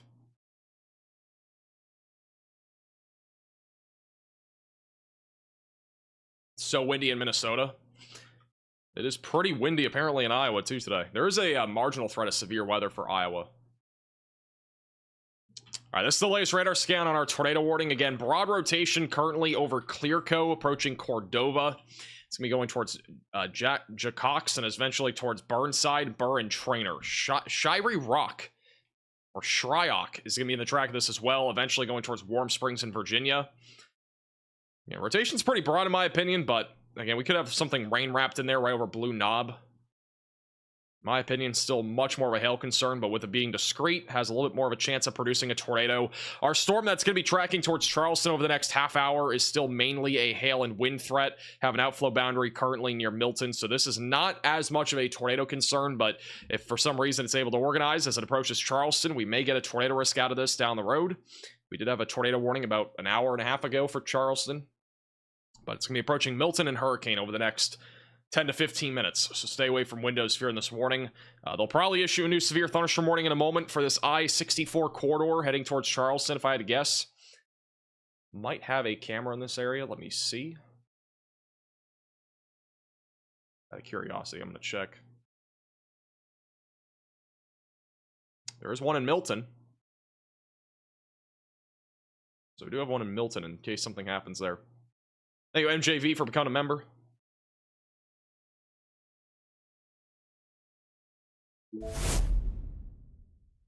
Yeah, but there's the new warning. So this could include Webster, Clay, Fayette, Nicholas, and Kanawha counties in West Virginia, which should be an extension of this storm. It'll pop up on screen in just a moment. You would never believe this, but it's not pronounced like hurricane is supposed to be. What, is hurricane not pronounced hurricane in West Virginia? Is it hurricane? This is our new severe thunderstorm warning, so it's not going to be for the one going towards Charleston, but it is for Clay, Summersville, and Craigsville for golf ball-sized hail and 60-mile-per-hour winds. Hail core is actually upticked over the last couple scans. We got a big hail core right over Dorothy, approaching Clay, Bickmore, and eventually going towards Summersville and Craigsville. So if you're in any of those areas, again, big hailstorm heading in your direction over the next 20 to 30 minutes. Very quick moving to the southeast, or east-southeast.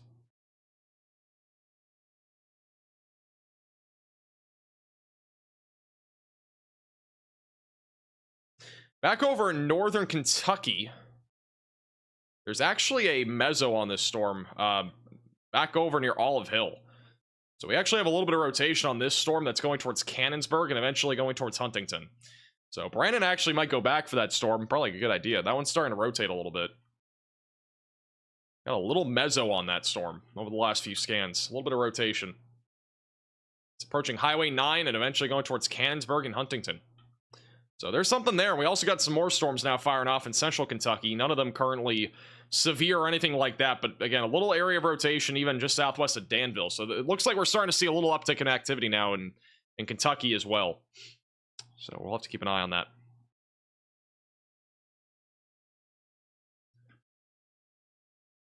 Thank you, Katie, for becoming a member. Welcome to the Velocities.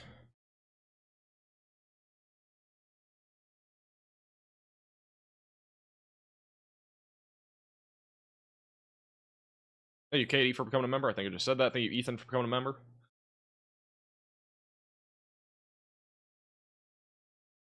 All right, we should get a new warning here in a second for the Milton area. Got a gust front right now moving into Milton.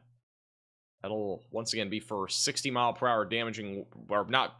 That might be at least some gusty winds, or more significant downburst winds are going to be more on the north side of Milton. This is a live shot in Milton. The camera has started to shake a little bit. This is on the West Virginia traffic camera. So winds are starting to pick up just a hair here in Milton.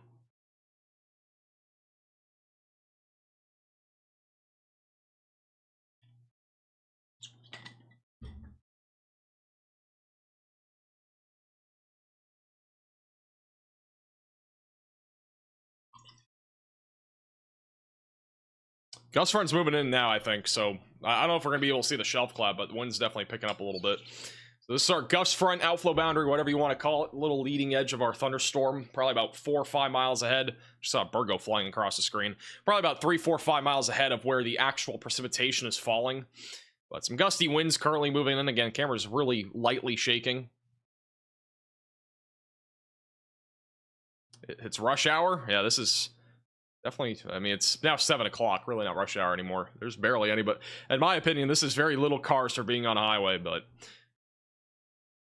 depends on where you live. If you live in, like, North Dakota, this is probably, like, typical for a highway, but if you're in, like, I don't know, Florida or New York or something, there's usually a lot more cars. Thank you, Chris, for the super chat. Big fans in Charleston, West Virginia. So you can sound like one of us. It's a pronounced hurricane. Hurricane. All right, sure. Thanks for the super chat. Should get a little bit more windy here in a moment in Milton. Again, this is the storm that we're looking at. Little outflow boundary just moved right over town. So some gusty winds coming in. Hail cores off to the north. The hail core is not nearly as large. We'll probably get a new warning here in a moment going towards Charleston. So if you're in the Charleston area, make sure that you are ready for more hail and wind. The severe weather risk, unfortunately, is not quite over yet for this area.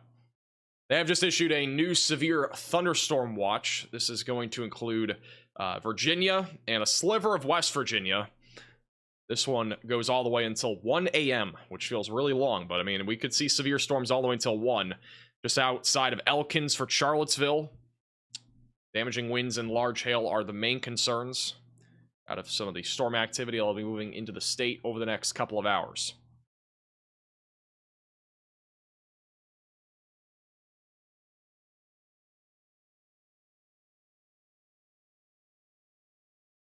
All right, here's your new warning. Has just been issued. That's going to be for those just north of Charleston. Eleanor is also included in that. That's for half-dollar sized hail and 60-mile-per-hour damaging winds.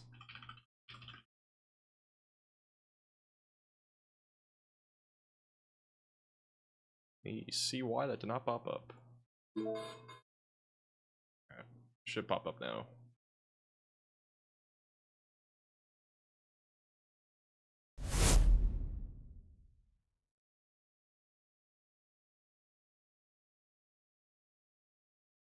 Corey is actually coming up on, he's in Lucasville, Ohio. I think he's coming up on that.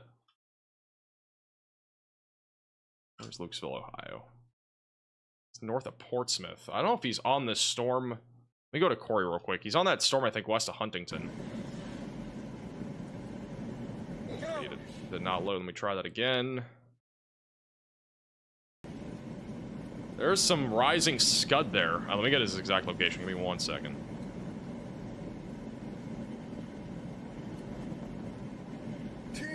We had a little mezzo west of Huntington, again in northeast Kentucky, just south of Portsmouth.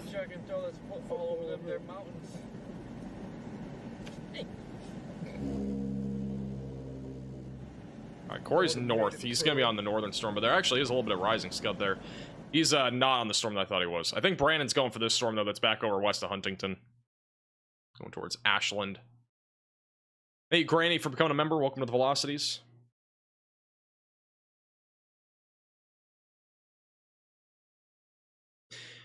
Quick little update on our tornado warning. The rotation has actually intensified a little bit over the last few minutes near Cordova. It's going to be going over into Droop Mountain and eventually approaching Trainer and Shryrock in far eastern West Virginia. Again, rotations are over B-Knob. In my opinion, again, still more of a hail risk, but continue to stay in your safe place if you're in the tornado warning. Still radar indicated here. Golf ball sized hail, 60-mile-per-hour winds currently moving to the east. It will eventually go towards Waynesboro, Stoughton, and Harrisonburg over the next hour or so. And again, keep in mind, these storms are moving very quickly. It's 60 miles per hour to the east. So reasonably, this storm will be in Waynesboro in about 1 hour. That's about 60 miles away from the storm, but it is a very fast-moving storm. I'll be honest, like, when it comes to our, like, another thing I want to point out, obviously, for those that are not familiar with West Virginia, or even if you are familiar with West Virginia, there's obviously a lot of mountains, so there is going to be a problem when it comes to tornadoes trying to form, even in this terrain. It's definitely a little bit of a tricky situation. Mountains don't necessarily just limit tornadoes, but it can definitely hurt the chances of one forming, or at least staying on the ground, I should say, for a long period of time. With our terrain out here, especially in eastern West Virginia, lots of mountains. You got the Appalachian Mountain Range. More, in my opinion, this will definitely be more of a wind threat once this goes into Virginia, but at least in the short term, there's at least a low tornado risk there in eastern West Virginia.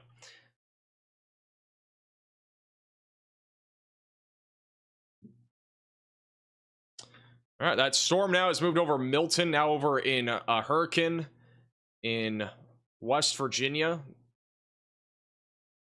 Keep an eye on the camera that's in Hurricane to see if there's any wind. We might pull it up here in a second.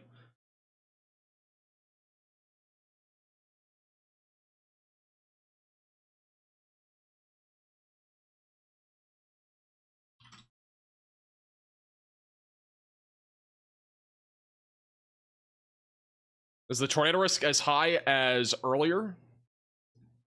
Not really. It's like, it's again low overall. Like the tornado risk will stay, I think, at least a little bit more elevated until about 9. which again, elevated in today's terms is not really that elevated. It's a 5% tornado risk, but any storms that are able to form, especially the ones that are trying to form now in Kentucky, these are the ones to really watch for more than anything. The ones in West Virginia, definitely a lot of hail, definitely a lot of wind. We are starting to see at least some discrete cells pop up near Danville and Irvine.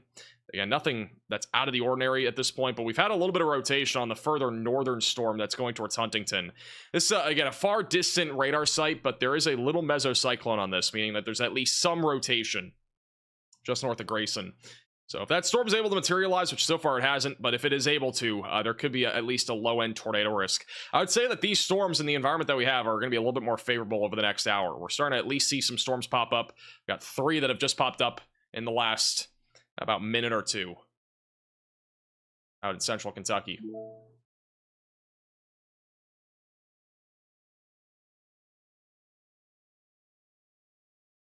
I shouldn't say minute or two. It's more like the last couple scans, like last 5-10 minutes.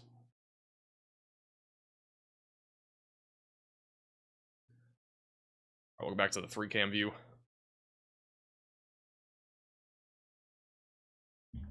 I just noticed a town called Tornado. There's probably a town called Tornado. Maybe one in Kentucky. There's actually a town called Tornado in West Virginia. That's actually just outside of Charleston.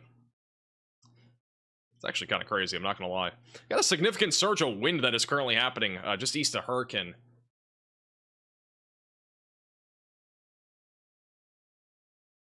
Alright, there are cameras coming up. I'm going to try to pull one up. There might be actually some pretty high winds right now, right along the interstate.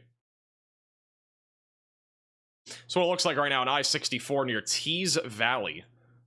So definitely some dark skies right now. The velocities on radar were showing upwards of 60, 70, 80 mile per hour winds.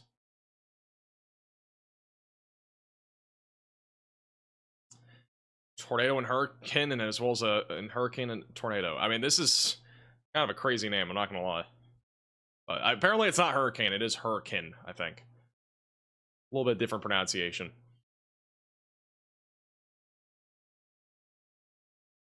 Yeah, this is live in Tees Valley on the West Virginia traffic camera. Wind is picking up a little bit right now.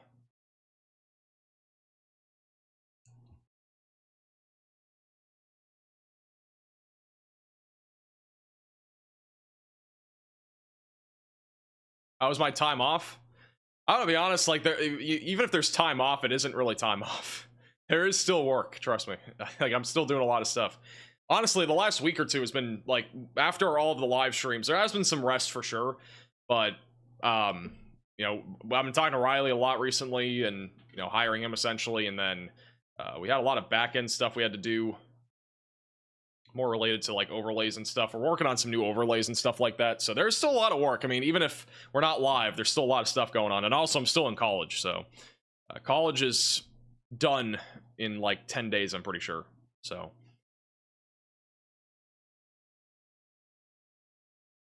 All right, our highest wind speeds should be going over this area in the next couple minutes. I'm going to continue to keep the camera on my top monitor.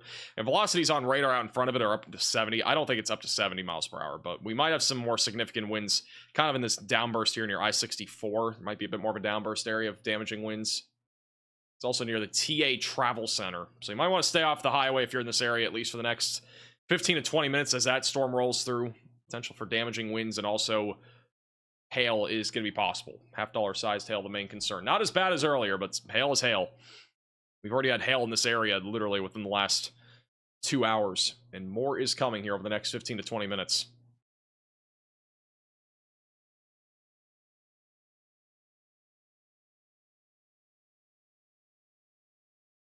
This might be the craziest area of town names I've ever seen. We got Hurricane, which it's not pronounced that way, but basically Hurricane. Scary and Tornado. I don't understand. I've never, we don't usually cover West Virginia that often because it's not usually, you know, we don't usually have that many severe weather events out here. But I mean, these 3 names are just crazy how close they are to each other. Like, is there like a microburst town name or something too somewhere that I'm missing? I've never covered at least that part of West Virginia like in depth before. I love scary West Virginia. That's interesting. Also, this storm's falling apart. Our tornado warning will probably end up being canceled. I had to guess, the velocities are not as strong on that storm at this point. They have issued a special weather statement west of Jackson. Little storm firing up here again in Kentucky over the last 10 to 15 minutes. A little bit of small hail, gusty winds possible as that approaches Campton. And we also got some strong storms that are firing up near Danville and Lancaster, approaching Berea and Richmond, just south of Lexington. Small hail, gusty winds, the main concern there. West Virginia is where we got all the warnings, though, right now. One little one there in Ohio, but that's already moved out of the state.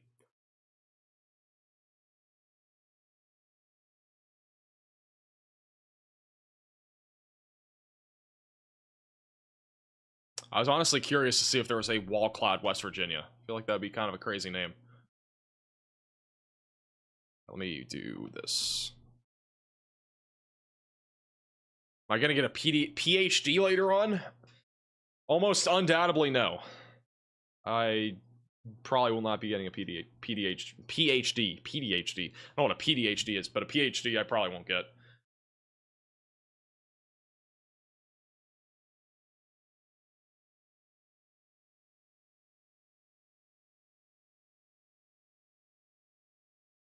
Big chimney next to Hurricane 2.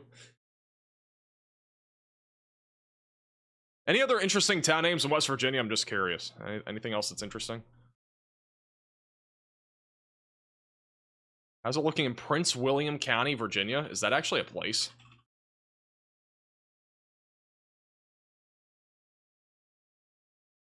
It is a place. All the way back over near Centerville. It should be mainly a wind risk by the time this stuff gets to Washington. And what we're going to be watching for like the next 2 to 3 hours will be mostly severe storms in this general area. Kentucky, maybe even back over into northern Tennessee. West Virginia as well. Damaging winds, large hail, the main concerns. Anything that moves into Virginia after it moves over the Appalachian Mountains, there will not be much of a risk of tornadoes. It'll be mostly wind by that point. So that's the general expectation. But tornado warning has just dropped on Omega, but it will officially drop in 8 minutes. I don't think it's officially over yet. It's still on my end.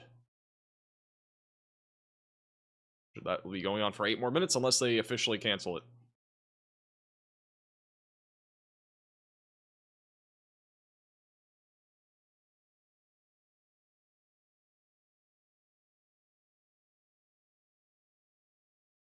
The hail damage that we had here in Ohio 2 weeks ago caused $6,800 worth of damage for one car that was our Suburban, and then it totaled our other car. That's crazy. Yeah, I mean, unfortunately, hail is really destructive. People, I feel like a lot of the time do actually overlook hail. Like, they don't always think of it, which I'm not saying you weren't, but like, I'm just saying in general, hail is one of those things that people do not always, you know, think about when it comes to severe weather. It's kind of in the back of their mind, especially in these areas like in Ohio, West Virginia, Kentucky. Hail is not that common. Like, it happens sometimes, especially this time of the year, but it's not really our most common risk, I'd say, for this region. If you're in like Dallas, Fort Worth, and North Texas, I mean, there's ads for hail everywhere. Like, if you see a roofing company, they're probably advertising something to do with hail. So there's at least more public awareness there. I don't feel like it's as like common, at least in these areas, especially compared to Texas or, you know, Oklahoma. So you can definitely be caught off guard, especially if you're at work or something along those lines.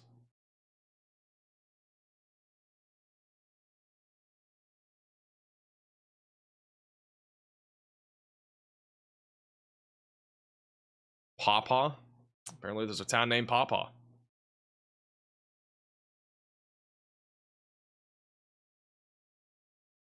All right, there is no tornado warning on the map. I'm pretty sure it has been allowed to expire. It's still going to say tornado warning bottom or on the right side of your screen, but it has been dropped. I think the rotation's weak enough to the point where it's just not concerning anymore. And on velocities, not really seeing much on radar. Velocities are very broad just south of Hillsborough, but again, if you're in any of these warnings, just continue to stay in your safe place as damaging winds and hail will continue to be a possibility. Back over near Summersville and Craigsville, we still got golf ball sized hail, 60-mile-per-hour winds rolling right over Highway 19. And then back over near Charleston, we got yet again another hailstorm that's going to be coming in right along I-64. There are some cameras again along this route, which I'm keeping an eye on. I don't think we have anything right now, but if we get anything, I'll definitely go to it. Next one come up is going to be near Cross Lanes, so we'll see if there's anything coming in. The first storm that came through Charleston was definitely more significant. This one is not as strong. There is at least some wind and a little bit of hail. This is live on I-64 right now. And this is right where that little hook on radar is. So there's a little bit of rain falling right now. Maybe a few hailstones. Wind's picking up just a little bit. Hey, Douglas for the super chat. And also thank you to No Face for the super chat. My dad used to live near Mount Storm, West Virginia back in the 40s. Place is known for deep snowfalls in the winter. Good to know. Appreciate the super chat. It's always interesting. There's a lot of interesting cultural things across every state. And I think West Virginia is definitely interesting, especially since we have hurricane, tornado, and if you want to make matters worse, we got Milton and hurricane next to each other. We got tornado and scary next to each other. Again, I've never... I don't know if I've ever seen 4 town names next to each other that just correlate like perfectly to what we've seen over the last like year. Not in West Virginia, but just in general. I'm pretty sure there is a sign between Milton and Hurricane 2 that says like, I don't know, it says something about Hurricane Milton or something like that. It's not like an actual Hurricane Milton sign, but it's like Hurricane and Milton are on the same exact sign. If anybody has a photo of that, let me know. It's kind of crazy.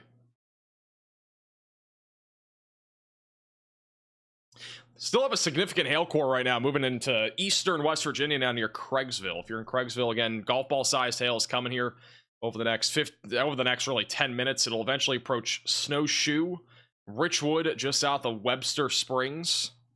And we still have a hook north of Charleston. Again, not anything when it comes to a tornado risk as of right now, but there will be a threat for some damaging winds up to 60 and $50 sized hail. Our focus is not fully shifted to Kentucky yet, but there's a possibility it does if these storms can organize a bit. And we got 1 severe thunderstorm warning just north of Jackson for 60 mile per hour damaging winds and quarter-sized hail. Couple little cells as well just outside of Danville that are currently producing small hail and gusty winds, but nothing severe as of right now. Got a few other little showers that have begun to pop up back over near Bowling Green. Definitely elevated. Not really anything severe out here. Just curious if we have anything. This is over in Bowling Green on the Cyclone Port on a radar Omega. Not really seeing much there right now. Just some high clouds. That's awesome, Cole. Appreciate you picking up a hat.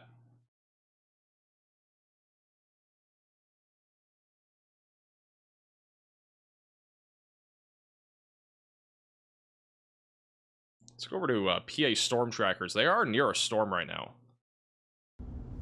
They're back over in... Alright, so on the north side of Charleston near Big Chimney. So they're actually going to probably get some of the hail... Well, maybe not. The hail core is more off to the north now, but they might even see a shelf cloud as this rolls in. Keep them bottom right.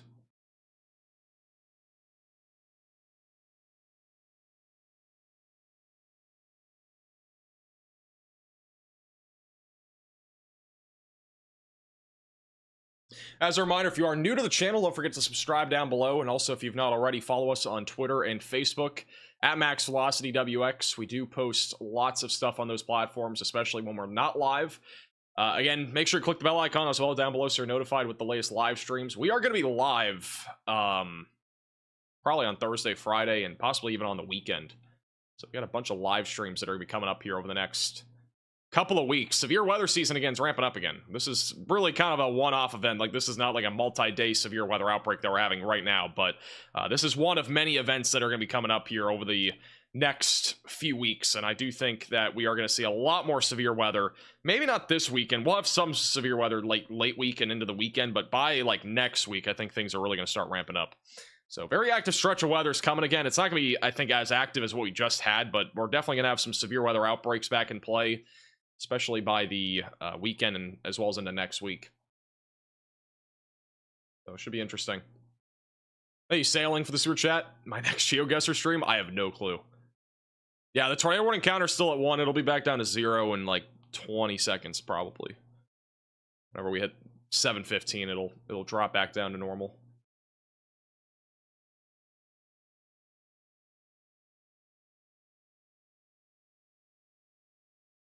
Sent you a picture on Twitter. Let me look.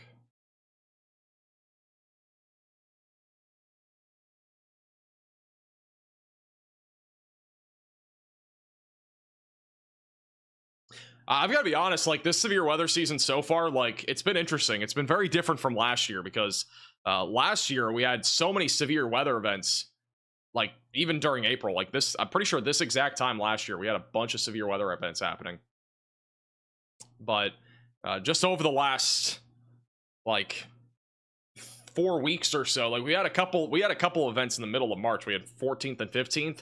We had a couple other sporadic events, but nothing crazy. But we've really only had so far just major basically big outbreaks of severe weather so far. There haven't been really any small days that we've even had consideration of covering. We had one last week which we would have gone live for, but we didn't. And then today even is like kind of one of those one-off days. But you know, it's very interesting so far this April. I feel like we started out really hot first week. It's been really quiet for the last week now, and we're probably going to ramp up again as we go into next week. It's like every other week it seems like we're getting something. But this week's honestly been, I mean, again, we've just started the week, but it's been so far nothing too crazy. I mean, Tuesday, Wednesday, we're not expecting much of any severe weather. Thursday is more conditional. Friday is very scattered. Nothing out. I don't think it's going to be much of an outbreak if we had one, but we'll have to wait and see. It's a bit more of a conditional threat day as well. Hey, Tim, for the super chat. Big fan from West Virginia. Thank you for covering West Virginia. As for cool towns, we have Odd, Friendly, Sisterville, Cucumber, Panther, and Cyclone. Good to know. Thank you for the super chat. And then also thank you, Josh, for the super chat.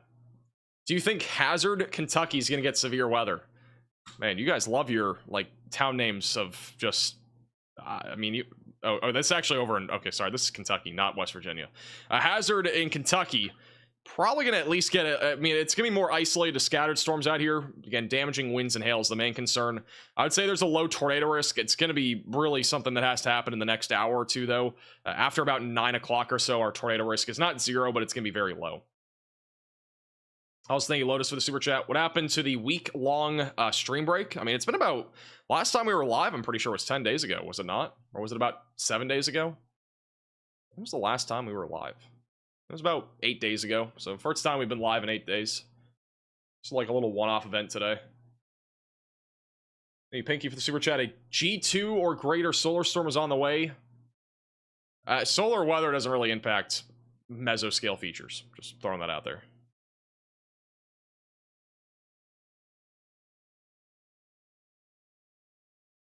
But auroras or northern lights will be possible.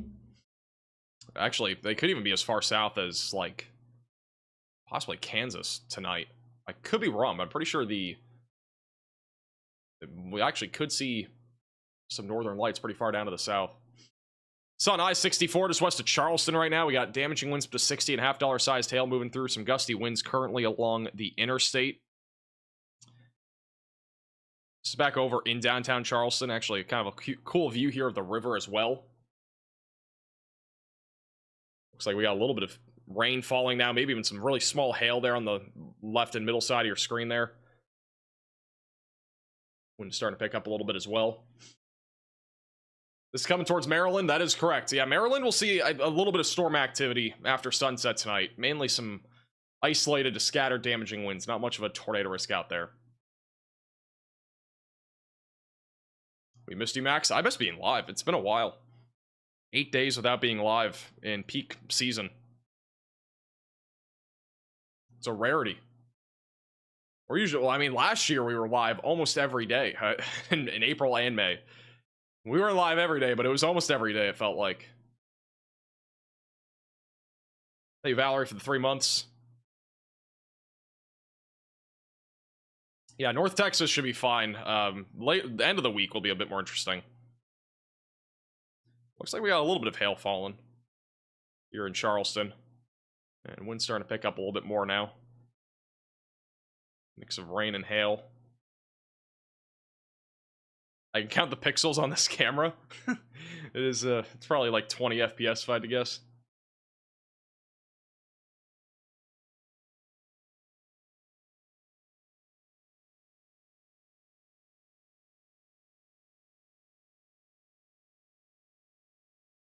Keep an eye on that. But for right now, just some small hail right now and some gusty winds in Charleston. The worst of this storm for the Charleston, West Virginia area is really off to the north, going towards Clendenin, West Virginia. But they have downgraded the warning down to quarter-sized hail.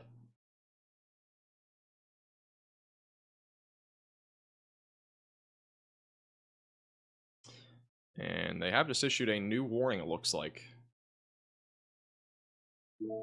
Just issued a new warning for Greenbrier County in West Virginia, once again for 60-mile-per-hour damaging winds and quarter-sized hail. Got yet again another storm. Unfortunately, if you live in like this little corridor here, we literally have back-to-back-to-back storms that have just gone through Charleston. Charleston's already on their, I think, third storm now. I think this is the third one in the Charleston area. And then back over west to Charlottesville. We're probably going to at least get 1 or 2 storms going towards Waynesboro or just south of there.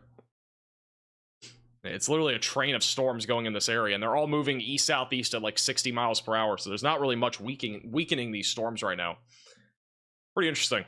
All the storms, for the most part, have been in that little corridor.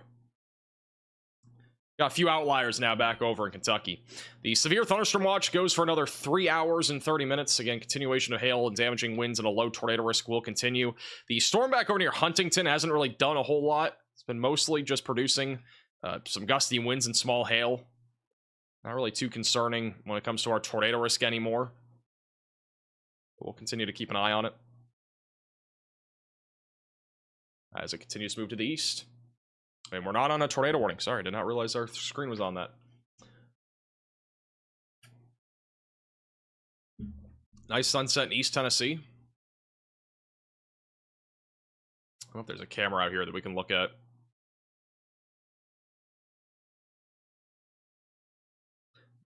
Thank you, Penguin, for the super chat.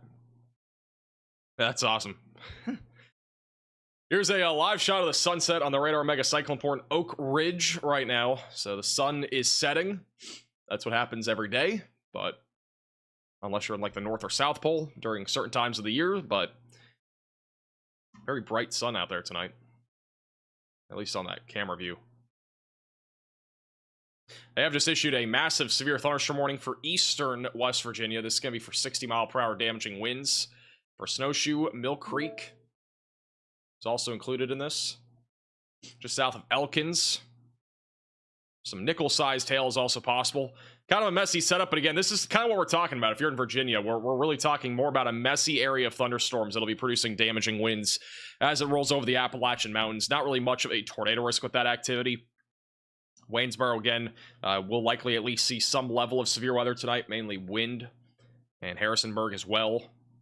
Really right along the I-81 stretch. Even if you're back over in Roanoke, pretty good chance you'll see something down there. They have downgraded the warning for those in Charleston. It is back down to 60-mile-per-hour winds. There is no threat right now of at least any hail out of this, or at least anything significant. It's back down to penny-sized hail. So a little bit of a downgrade there. Thank you, Penguin, for becoming a member. Welcome to the Velocities.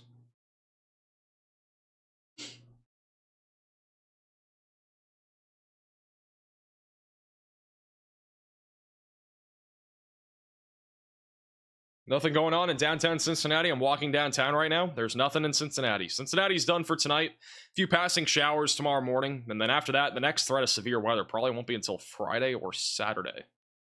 Even if that. You might not have any severe weather either day.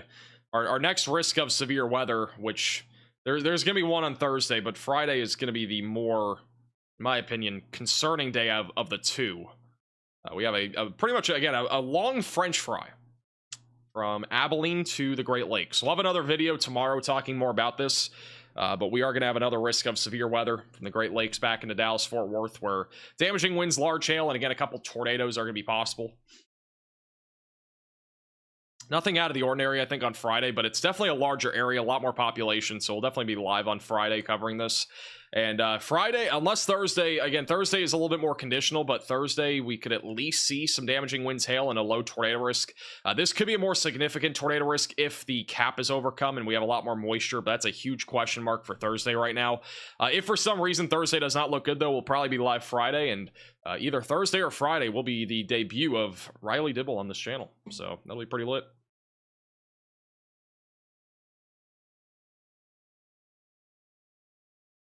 Hail in Huntington right now. It's unbelievable. This is now the third hailstorm in a row that has hit this pretty much same exact area. We've already had 2-inch sized hail, $half sized hail reported in this area. We had one other hailstorm not too long ago that hit Lee Sage and Crown City, and there's another one. This one's not severe right now, but it probably will become severe at some point here soon for those near Rome. it has been organizing a little bit over the last few scans. We have a little hook on it, and the velocities don't look too impressive, but there's at least a little bit of rotation trying to develop on that. Maybe a loft. And low tornado risk will continue probably for the next hour or two. They have just issued a new severe thunderstorm warning in Kentucky. This will be north of Jackson for 60-mile-per-hour damaging winds and quarter-sized hail. For Morgan, Wolf, Lee, as well as Mago Finn County, Kentucky. Not really any rotation on this, but definitely a little bit of a hail and windstorm. This could, again, eventually become tornadic as it goes towards Prestonsburg and Williamson. So we'll keep an eye on that. Stay zoomed out here for the time being.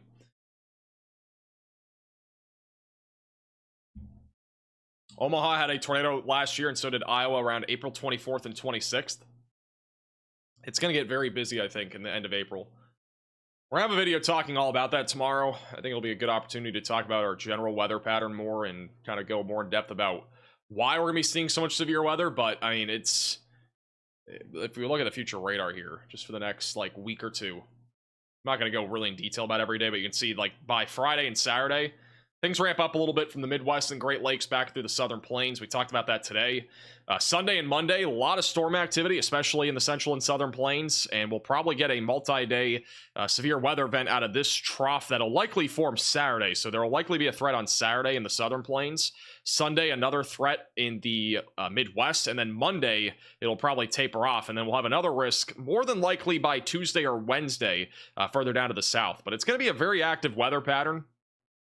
And again, we're approaching the peak of severe weather season. I mean, this is not anything surprising, but I would say the more significant risk of severe weather over the next 10 days would probably be between Saturday through Monday. And that would start in the Central and Southern Plains.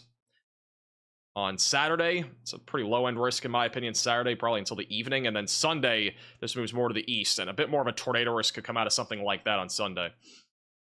So, it's going to be active. No doubt about that.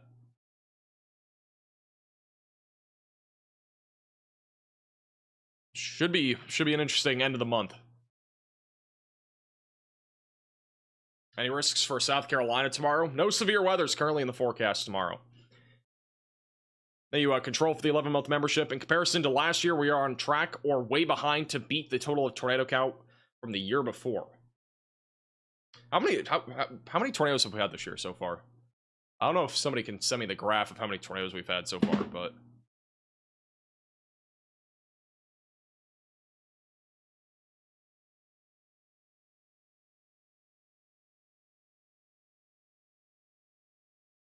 got an uptick of DBZ values back over in Virginia right now near Warm Springs. All that white. In this case, not as indicative of hail, but there's at least some hail going over Ashwood right now in western Virginia. This will eventually approach I-81 and 64 south of Stoughton and southwest of Waynesboro. Good amount of lightning as well. Not seeing a huge DBZ value drop there, but there could at least be some scattered half-dollar sized hail out of that storm. And back over in Charleston, our severe weather threat now moving out, mainly 60-mile-per-hour winds moving towards Clendenin. And then again, I would say the most concerning storms, if one was to produce a tornado in the next hour or two, would be the one near Huntington or the one east of Richmond heading towards Prestonburg and Paintsville.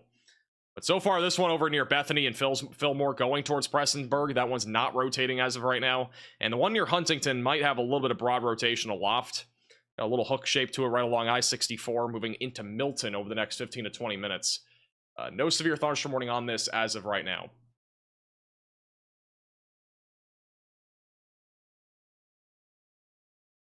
So Charleston is now cleared out. So Charleston is done for probably about 30 minutes until the next storm comes. I don't know if anybody's watching from Charleston, West Virginia right now, but if you are, you're probably going to get another storm. I believe this will be the third or fourth storm for Charleston. There will be another one going into Charleston. We could actually get some localized flooding in Charleston if this continues. This supercell that's attempting to form here is going to be tracking right along I-64 towards Charleston. Crazy stuff. 6 tornadoes this year in Kentucky. So last year we had 7 tornadoes to this point in Mississippi, We're up to about 80, I believe, now, just this year in the first 3 months for Mississippi, which is crazy.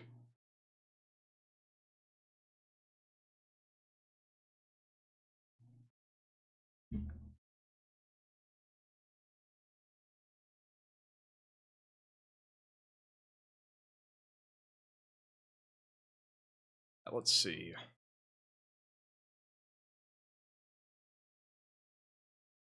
All right, so it sounds like we've had 461 tornadoes so far this year, which I think that sounds right. So the outbreak that we had back in the middle of March, that was like 130 or something like that, I think. The outbreak that we just had from April 1st to 7th, that was around 130 as well, I'm pretty sure. So, I mean, that makes sense, I think. I think we've had that many. Let me verify that.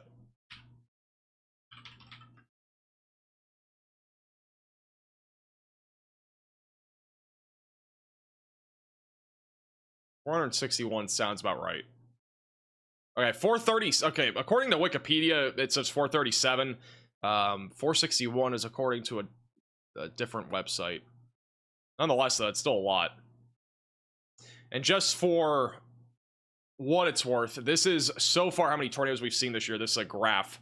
It shows our annual tornado count. So this is where we're currently at, going into at least early April. They have not updated this graphic in about 12 days. I think it updates again here soon, but you can see where the graph is at least as of April 2nd. It's going to be a little bit further up. It's going to be right about like here or so. So that's right about where it's at. I mean, this is above average so far for tornadoes this year. We've had, again, really 3 outbreaks. I mean, there's really been 3 days where we've had the majority of the tornadoes happen. The high risk that we had, I don't know what day it was exactly anymore, but it was back in that outbreak in early April. And then also March 14th and 15th. That's legitimately where almost every tornado came from. So we are currently on path, again, for an above average tornado season. That could always change. 2024 was this line, I believe right here. Yeah, this is our line for 2024, which was just consistently producing tornadoes. We consistently had tornadoes in 2024. 2025 has just been, again, outbreak after outbreak, really. So there's been more of these spikes, especially in mid-March. That's where our biggest spike was. So, again, I think this year, I've said it a lot in the last couple months. I've had a lot of people asking me, what is our severe weather season going to be like? I think it's really just going to be these big outbreaks, one after one, really. I feel like we'll have some smaller events that produce tornadoes, but I really think that we're going to see many of these like little outbreaks that happen that'll really spike the number up instead of having a more consistent number. Like, I feel like 2024 was pretty consistent. There were some spikes, but not as large. So, yeah, pretty interesting though to look at.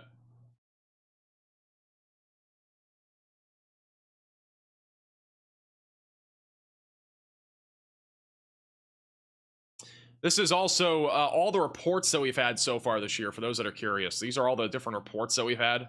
We've had 526 tornado reports, which does not mean that we've had 526 tornadoes, but that's reports.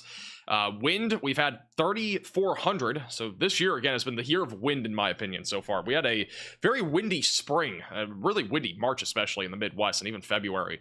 And around 1,000 hail reports as well. So it's been pretty active. And most of the reports have been in March and as well as early April. I expect those numbers will continue to climb as we go into the end of April. All right, they have issued a new severe thunderstorm warning just west of Charleston. So they have issued a warning on the one near Huntington. That's for 60-mile-per-hour damaging winds and as well as quarter-sized hail. Once again, if you're in Milton or Hurricane, you are right in the path again of a storm that is producing hail and wind. Not surprising. This area has been hit by multiple storms already. And another one is going to be coming through over the next few minutes. It'll eventually track towards Charleston.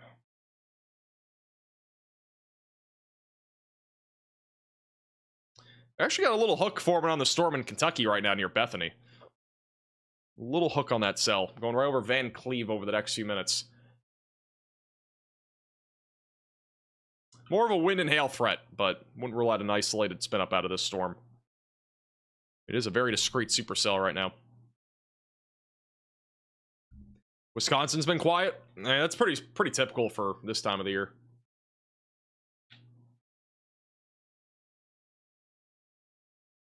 Look at California. What's happening in California?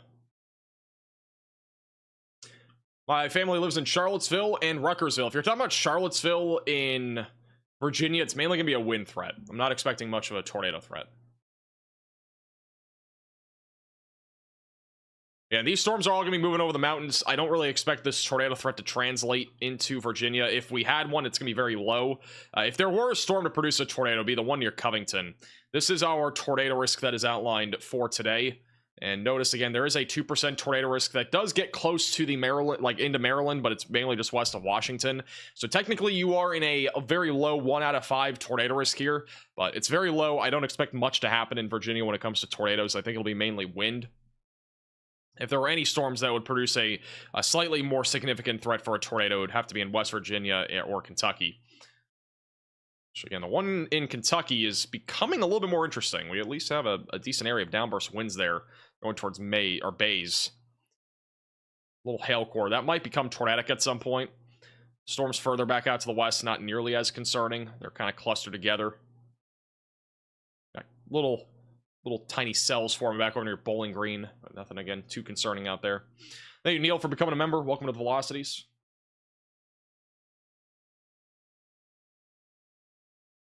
Can't track earthquakes like you can tornadoes. Well, earthquakes happen really, like, without notice. It's very limited notice that you get with any sort of earthquakes. And the earthquake, we did have an earthquake today in San Diego. I did post that on our Twitter and Facebook pages when it happened. But we can't just make a video and post it and say, oh, there was a big earthquake. Like, it just doesn't really work like that. Maybe we could go live for it, but there isn't really much of a point in going live for an earthquake, since, like, the impacts literally have already been felt by the time we go live for it. So, unless it was a major earthquake and we have, like, live footage on the ground of what happened, like, there's just not much of a reason to go live for it. Thank you, Ghosty, for the super chat. When are you going to start talking about hurricane season outlooks on the channel? I don't know. We don't usually talk about that stuff until, like, usually May is when I actually start talking about hurricanes. I don't usually talk about it early. Thank you, Roofing, for becoming a member. Welcome to the Velocities. My phone alert came in seconds before the earthquake. It's pretty impressive how fast those alerts can come in. I also saw some people post that on social media earlier about how, like, the alert of an earthquake came in, like, you know, like seconds before it happened. Like, that's impressive. Like, earthquakes are not something you really can predict, but you can at least see, like, the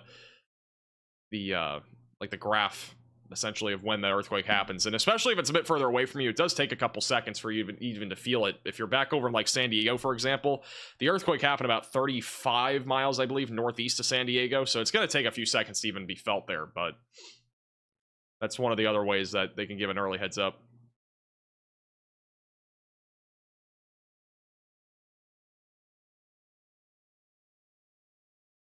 You mentioned the Midwest winds, what's causing them to increase lately? Nothing's really increased them. It's just we've had so many low pressure systems go over the Midwest over the last 2 months. So that's, in all honesty, one of the main reasons why we've had so many days really with high winds in the Midwest. Even that hasn't been anything like, I mean, it's been, I don't know if it's really been historic, but it's definitely been very active there when it comes to our winds. Winds, for the most part, have been ranging from like 40 to 50 miles per hour on our more significant days in the Midwest.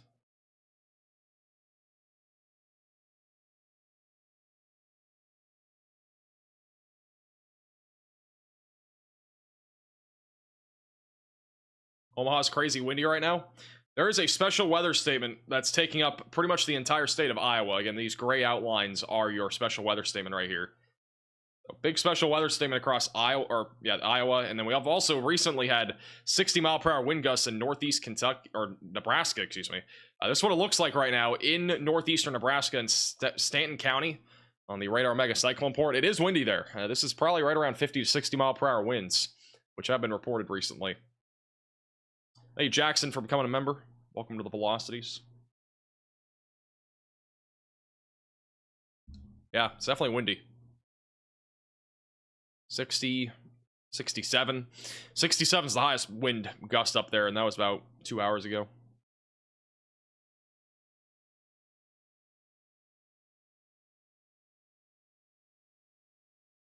Got a little area of downburst winds right now in this severe thunderstorm warning in Kentucky, just north of Jackson. A new radar scan coming in. And low chance of a tornado with this storm as it moves towards Gisby and Fredville. Downburst winds are likely as it moves into Bays.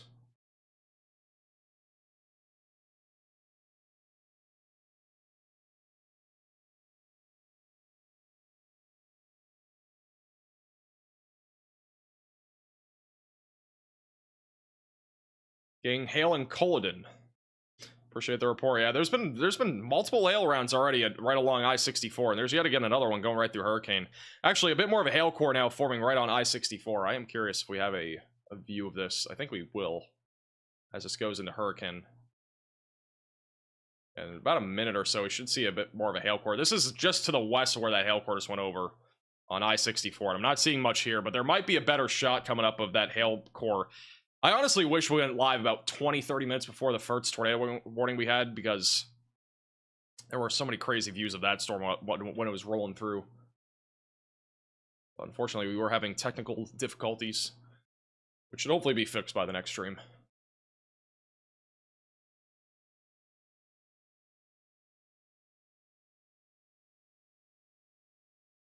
As noticed, there's a town named Tornado just southeast of Hurricane. Yes.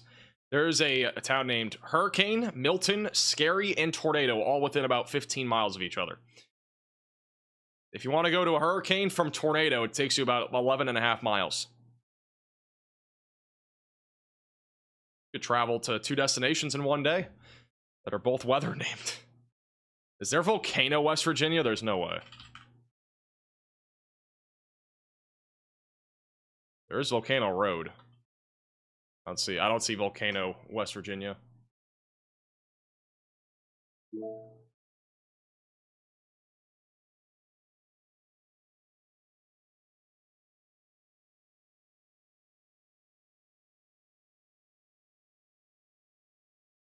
Alright. This is what it looks like right now in Hurricane. It isn't much of a hurricane right now. I have a little bit of rain falling now, possibly a little bit of hail too. It's gonna be coming in.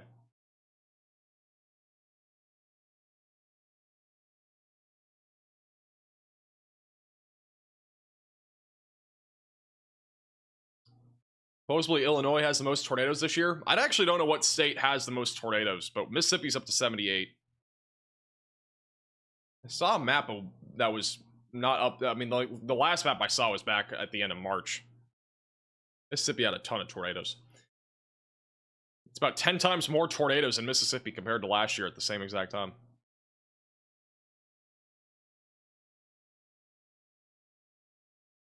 Do you think Tornado Alley is moving east? I do not. I don't. I mean, you can make an argument, but like, it's like Tornado Alley in general. It's a region, and I don't think they're gonna suddenly shift that region just because, you know, we've seen an uptick of tornadoes in the Dixie Alley. Dixie Alley's always had a lot of tornadoes, in my opinion, but I don't think it's shifting east. They have issued a pencil severe thunderstorm warning for Charleston. If you're in Charleston, quarter-sized hail, 60-mile-per-hour winds coming your way. Bunch of counties included in that warning as well. Basically traversing right along I-64, just south of it. And this severe storm back over in Kentucky is moving right over the radar site. Mainly large hail and damaging winds near Bays. Still a low tornado risk. We're going to continue to watch that closely as it moves to the east. But definitely got a good hail core coming right towards Charleston. You can actually see on the, again, the correlation coefficient gives you a good idea of what's falling out of the atmosphere, and it's not just rain here. All the red is going to be rain, but this like blue and green colors, that's not what you want. That's big hail that's going to be falling right over Westview Estates, and it's going to be moving towards St. Albans and Tornado over the next 10 minutes.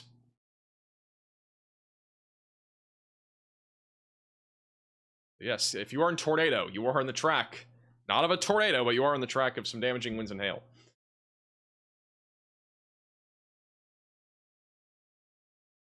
Hey, Morgan, I think, or Morgan for the super chat.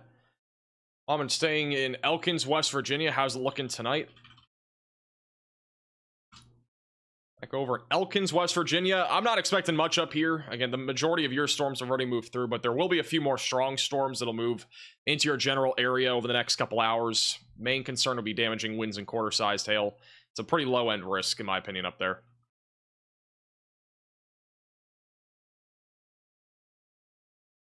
This is the latest radar scan. Got a little hook, not really any rotation though here. Mainly hail and wind. It's most of these storms today in West Virginia and Kentucky have been elevated.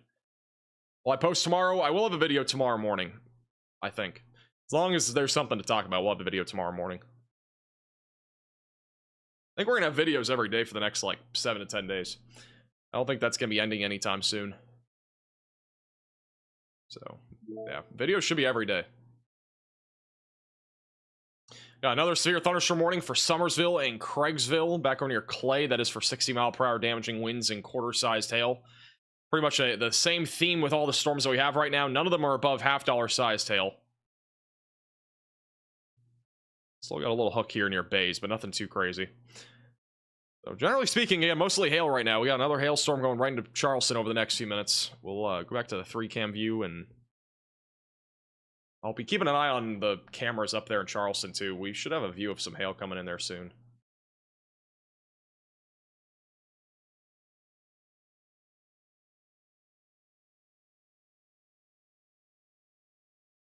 We done in Cincinnati? Yeah, if you're in Cincinnati, you're done. I'm in Milton, West Virginia. Got roof damage to my car from quarter-sized hail about 2 hours ago. Appreciate the report. Yeah, unfortunately, again, hail damage is going to be very common across West Virginia today. I wish we went live again like about 30 minutes before we went live earlier, because there was a lot more stuff happening, including the hail. We had a big hailstorm that was happening for a while, but again, we had technical difficulties.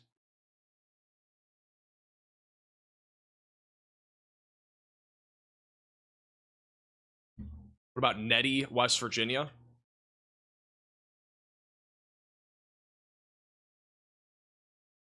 You're mainly going to be talking about, I mean, you're going to have storms for the next hour or two. Quarter-sized hail, 60-mile-per-hour winds coming towards you now. And then at about 45 minutes to an hour, you're going to have another storm right behind that one that'll do the same thing, as long as it doesn't weaken. So you got plenty, at least one more storm after the one that you're going to have here soon.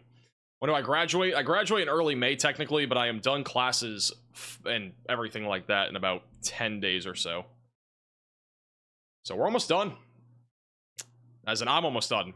It's not we, but I'm almost done. Almost done college. It's been a grind. Hopefully, like, I have 3 presentations and an exam, I'm pretty sure, all on Wednesday of next week. So there is a chance if we have a severe weather event for whatever reason on Tuesday, that I will not be able to go live for that, but we'll have to wait and see. Hopefully nothing happens that day, because I'm going to need time to study and stuff. Like, I actually have to try on one of my exams, because, I mean, if I don't try, then I technically would risk failing. I don't have to get, like, a super high grade on it. I just have to get a decent grade on it. Why would they make you do that all in one day? I mean, the professors probably aren't coordinating it. The classes are vastly different, the ones that I'm presenting it and stuff on that day, so. What am I getting a degree in? Meteorology. I'll have a bachelor's in meteorology. I'll officially be a degreed meteorologist here in about 3-ish weeks, 4 weeks. But I'll be done in about 10 days, so. I'll basically officially be a meteorologist in like 10 days after I actually get my grades. Meteorologist max velocity. It does have a ring on it. It does have a ring on it. I'm excited. Can't wait. Not far from now.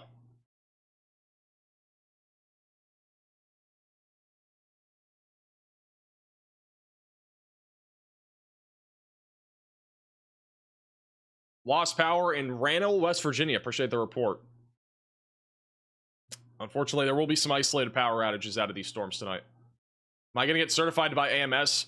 I'm going to be honest, I don't think there's a reason to. Like, you can take the test and stuff, but it doesn't really give you anything that crazy. I mean, you could put it on, like, the channel. Like, if you really wanted, like, I could put it on, like, the channel or whatever and have it, like, as, like, a little thing under my name or something, but I don't think it really...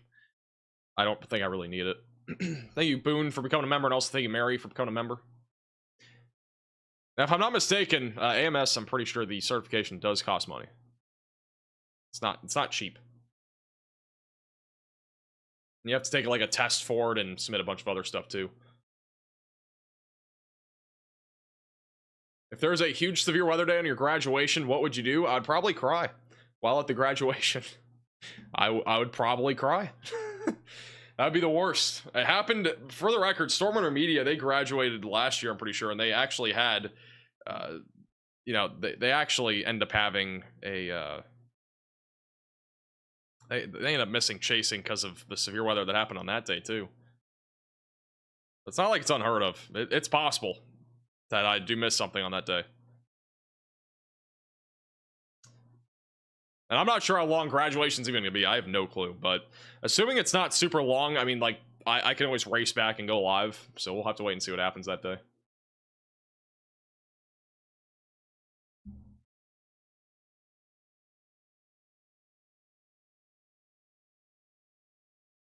How many years is meteorology? It is 4 years for a bachelor's.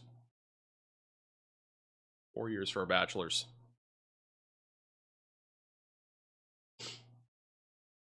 Could you do a remote broadcast? Yeah, let me real quickly bring in my, I don't know, my 2 computers. Let me bring in the 5 monitors. Let's get all the big lights. Let's just put it in the graduation room. You know, let's just put it where everybody can see.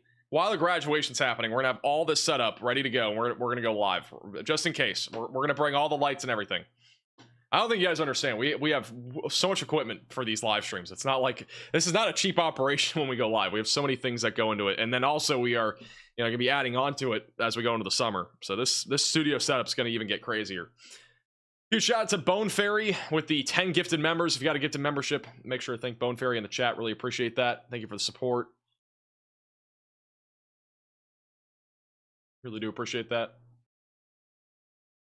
Love Stormrunner Media. I do too. They're very nice. I've met them before. After, I think it was Hurricane Debbie, if I'm not mistaken.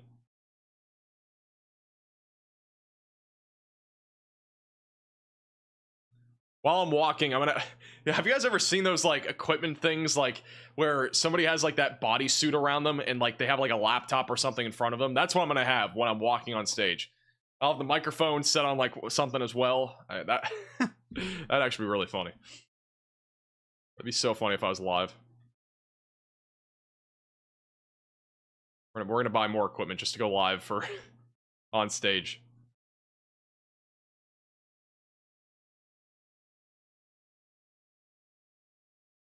Thank you, Tracy, for becoming a member. Welcome to the Velocities.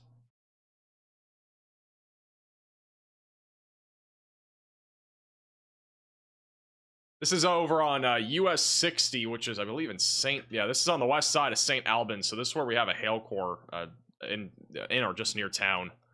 Starting to rain a little bit of small hail looks like coming down. Yeah, I got a couple small hailstones hitting the ground right now. You can see it bouncing. Just west of Charleston. Strap a GoPro to your head.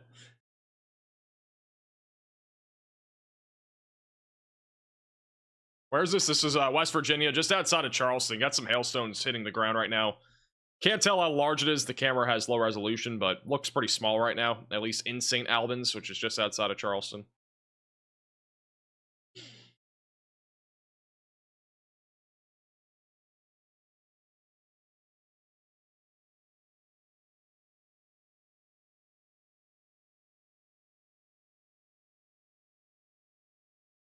When will you tell us what school you go to? After I graduate. That's what I'll tell you. Thank you, Mary, for the super chat. Really appreciate that. Appreciate the generosity. Again, the only reason why I don't say where I go is mainly because of privacy reasons. Like, I'm not trying to, like, put it out there. It's more just for privacy. Should broadcast to your members? We'll see. I've thought about it. I don't know if we will, but I've thought about it.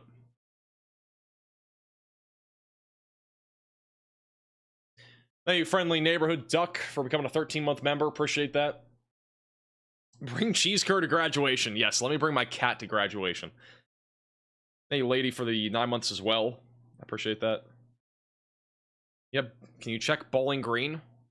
Just some isolated little showers out there near Bowling Green. Nothing severe, nothing scary, nothing like that. Pretty chill out here in Bowling Green. This is actually what it looks like right now in Bowling Green. Nice little sunset on the Radar Mega Cyclone Port. Got a little cell down to the south. The storm here is not really built up at all. It's not even really a storm, just a shower. Little rain shaft out there on the horizon.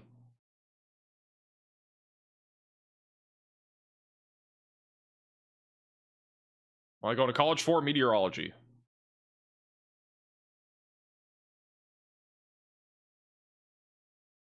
It's pretty chill back over in Nashville right now. Again, I think we'll have an isolated storm or two over the next few hours, but nothing really that severe expected.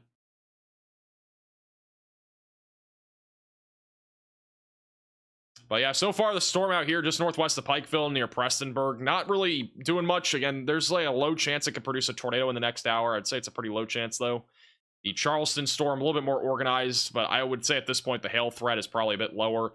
Not seeing really any hail coming down, but let me double check I-64 real quick and see if we have any view of anything. This is what it looks like right now on I-64. Actually quite a bit of traffic building up, it looks like. I can't tell what's happening there. There might be some sort of accident, though, in the left lane, or something happened. Just northwest of Charleston.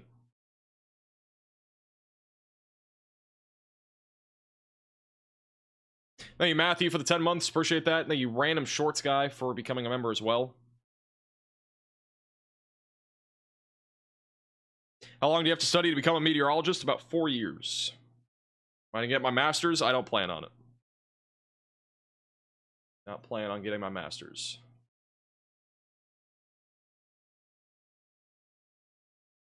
Thank you, Pam, for becoming a member as well. Appreciate that. Yeah, I got a lot of traffic backing up here on I-64. It's a little bit further to the northwest. Just water on the ground. Nothing hail-wise. I'm not seeing any hail on these cameras, and our hail core's right over it, so...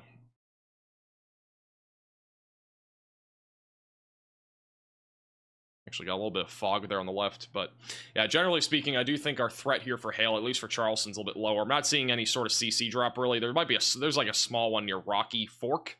That's really about it.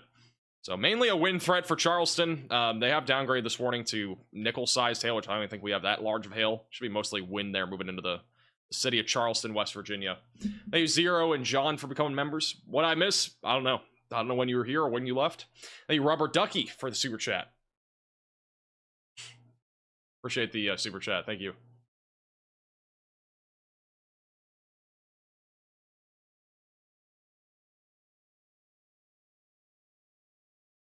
Thank you, B, for the very generous super chat. Not to jinx it, but happy graduation. Love the channel. Take care of yourself. I appreciate that. Thank you for the super chat.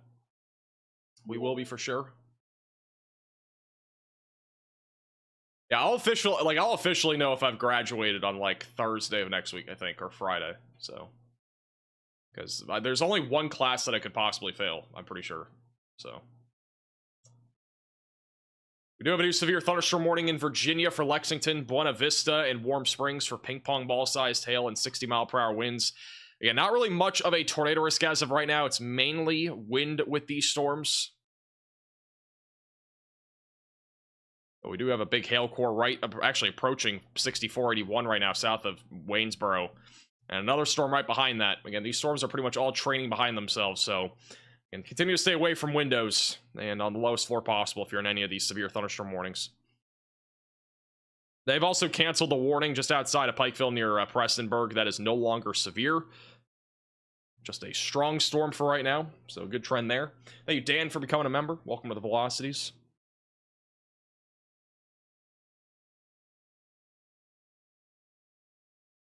How's it going, Nicole? We're expecting the tornado risk to get worse. I do not expect the tornado threat to get worse. Our next SPC outlook, I think, is in an hour or so. But I personally don't think it'll really get that much worse from where we're at right now.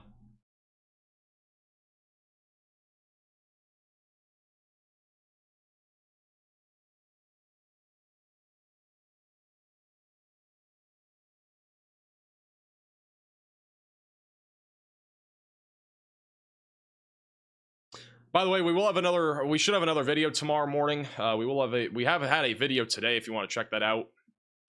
Talking all about the weather that is upcoming here over the next few weeks.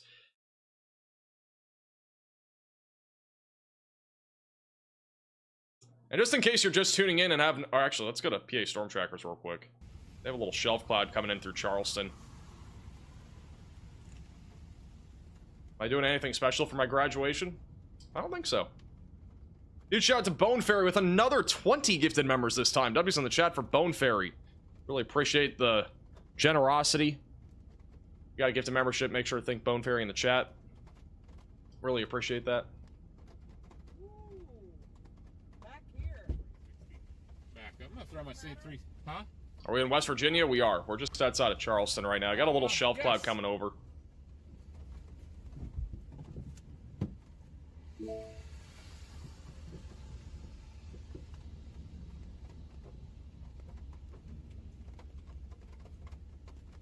Little shelf cloud coming over. Not really anything out of the world here, but a little shelf rolling over.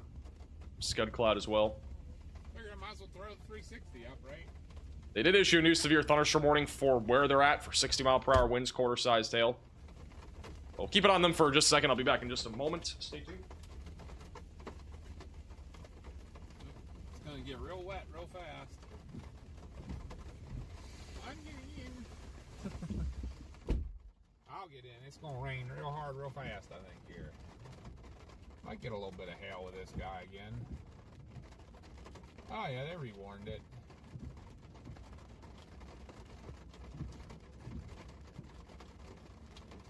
Let's see what it does.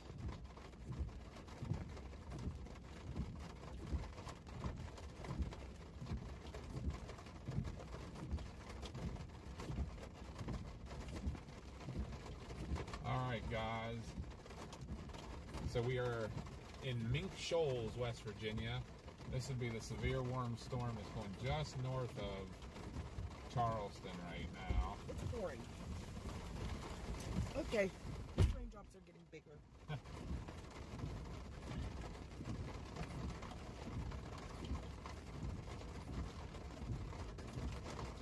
There's your base right in front of us. Oh, yeah.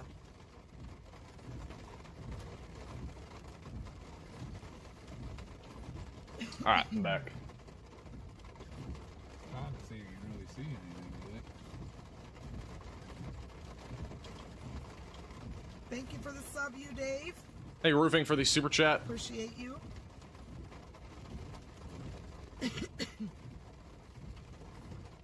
Yeah, overall, again, a little shelf cloud rolled through there on the north side of Charleston. I'm not really seeing much here with the storm anymore. They issued a new warning, but yeah, I haven't really seen any hail out of this thing recently on radar, and there's not really much wind. So I think generally speaking, again, our threat of severe weather, it's definitely not zero for the rest of the night, but it's on the lower side of things. I think the risk is going to really start to, it'll continue, especially for Virginia and even parts of West Virginia, but mainly going to be a wind threat, in addition to some lightning, some hail as well possible, but and nothing out of this world with this threat today. Just kind of one of those one-off days. Thank you, Dial, for becoming a member. Thank you, Dave, for the super chat. Yeah, my degree will make me a meteorologist. Yeah, I mean, you could, it's for the record, like, there's nothing holding you back from saying you're a meteorologist without not actually having a degree, but, you know, obviously it's more ethical if you actually have one. Calling yourself a meteorologist without actually having a degree is kind of weird.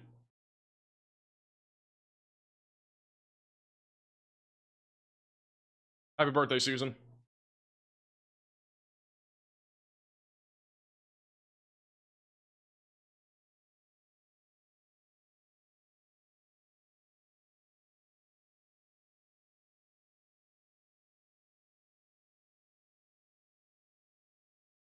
You need to be licensed to be a meteorologist? There's no license to be a meteorologist.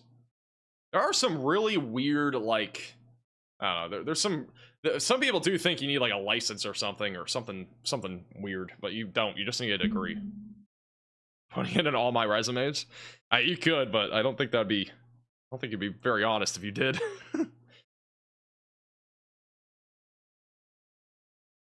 Storms in Texas? Texas is going to see some storms by the weekend. Once again, if you've not already, watch our video from today. It goes all into detail about what's upcoming over the next week or two. We'll have another video tomorrow, too, talking about it. So, stay tuned. Thank you, Roofing, for another generous super chat. I was hoping people would hear my name. I don't advertise companies, even if they're in the name. So, maybe people can look at your name, but it's not typical. I don't just advertise people that I don't even know.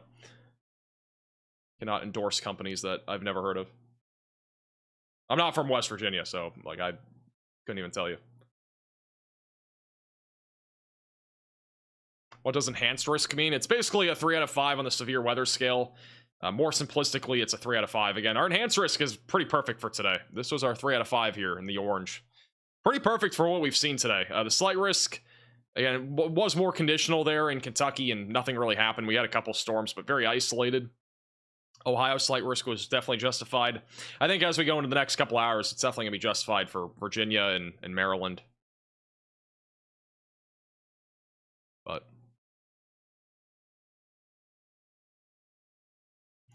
again, overall, the threat is mostly wind and hail now. The tornado risk is very low to 0.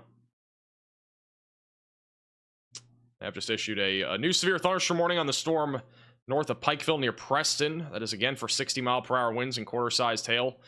Once again, has a little hook on it. It's once again trying to try to rotate and produce something, but check out the base velocities. Go a little bit more aloft here.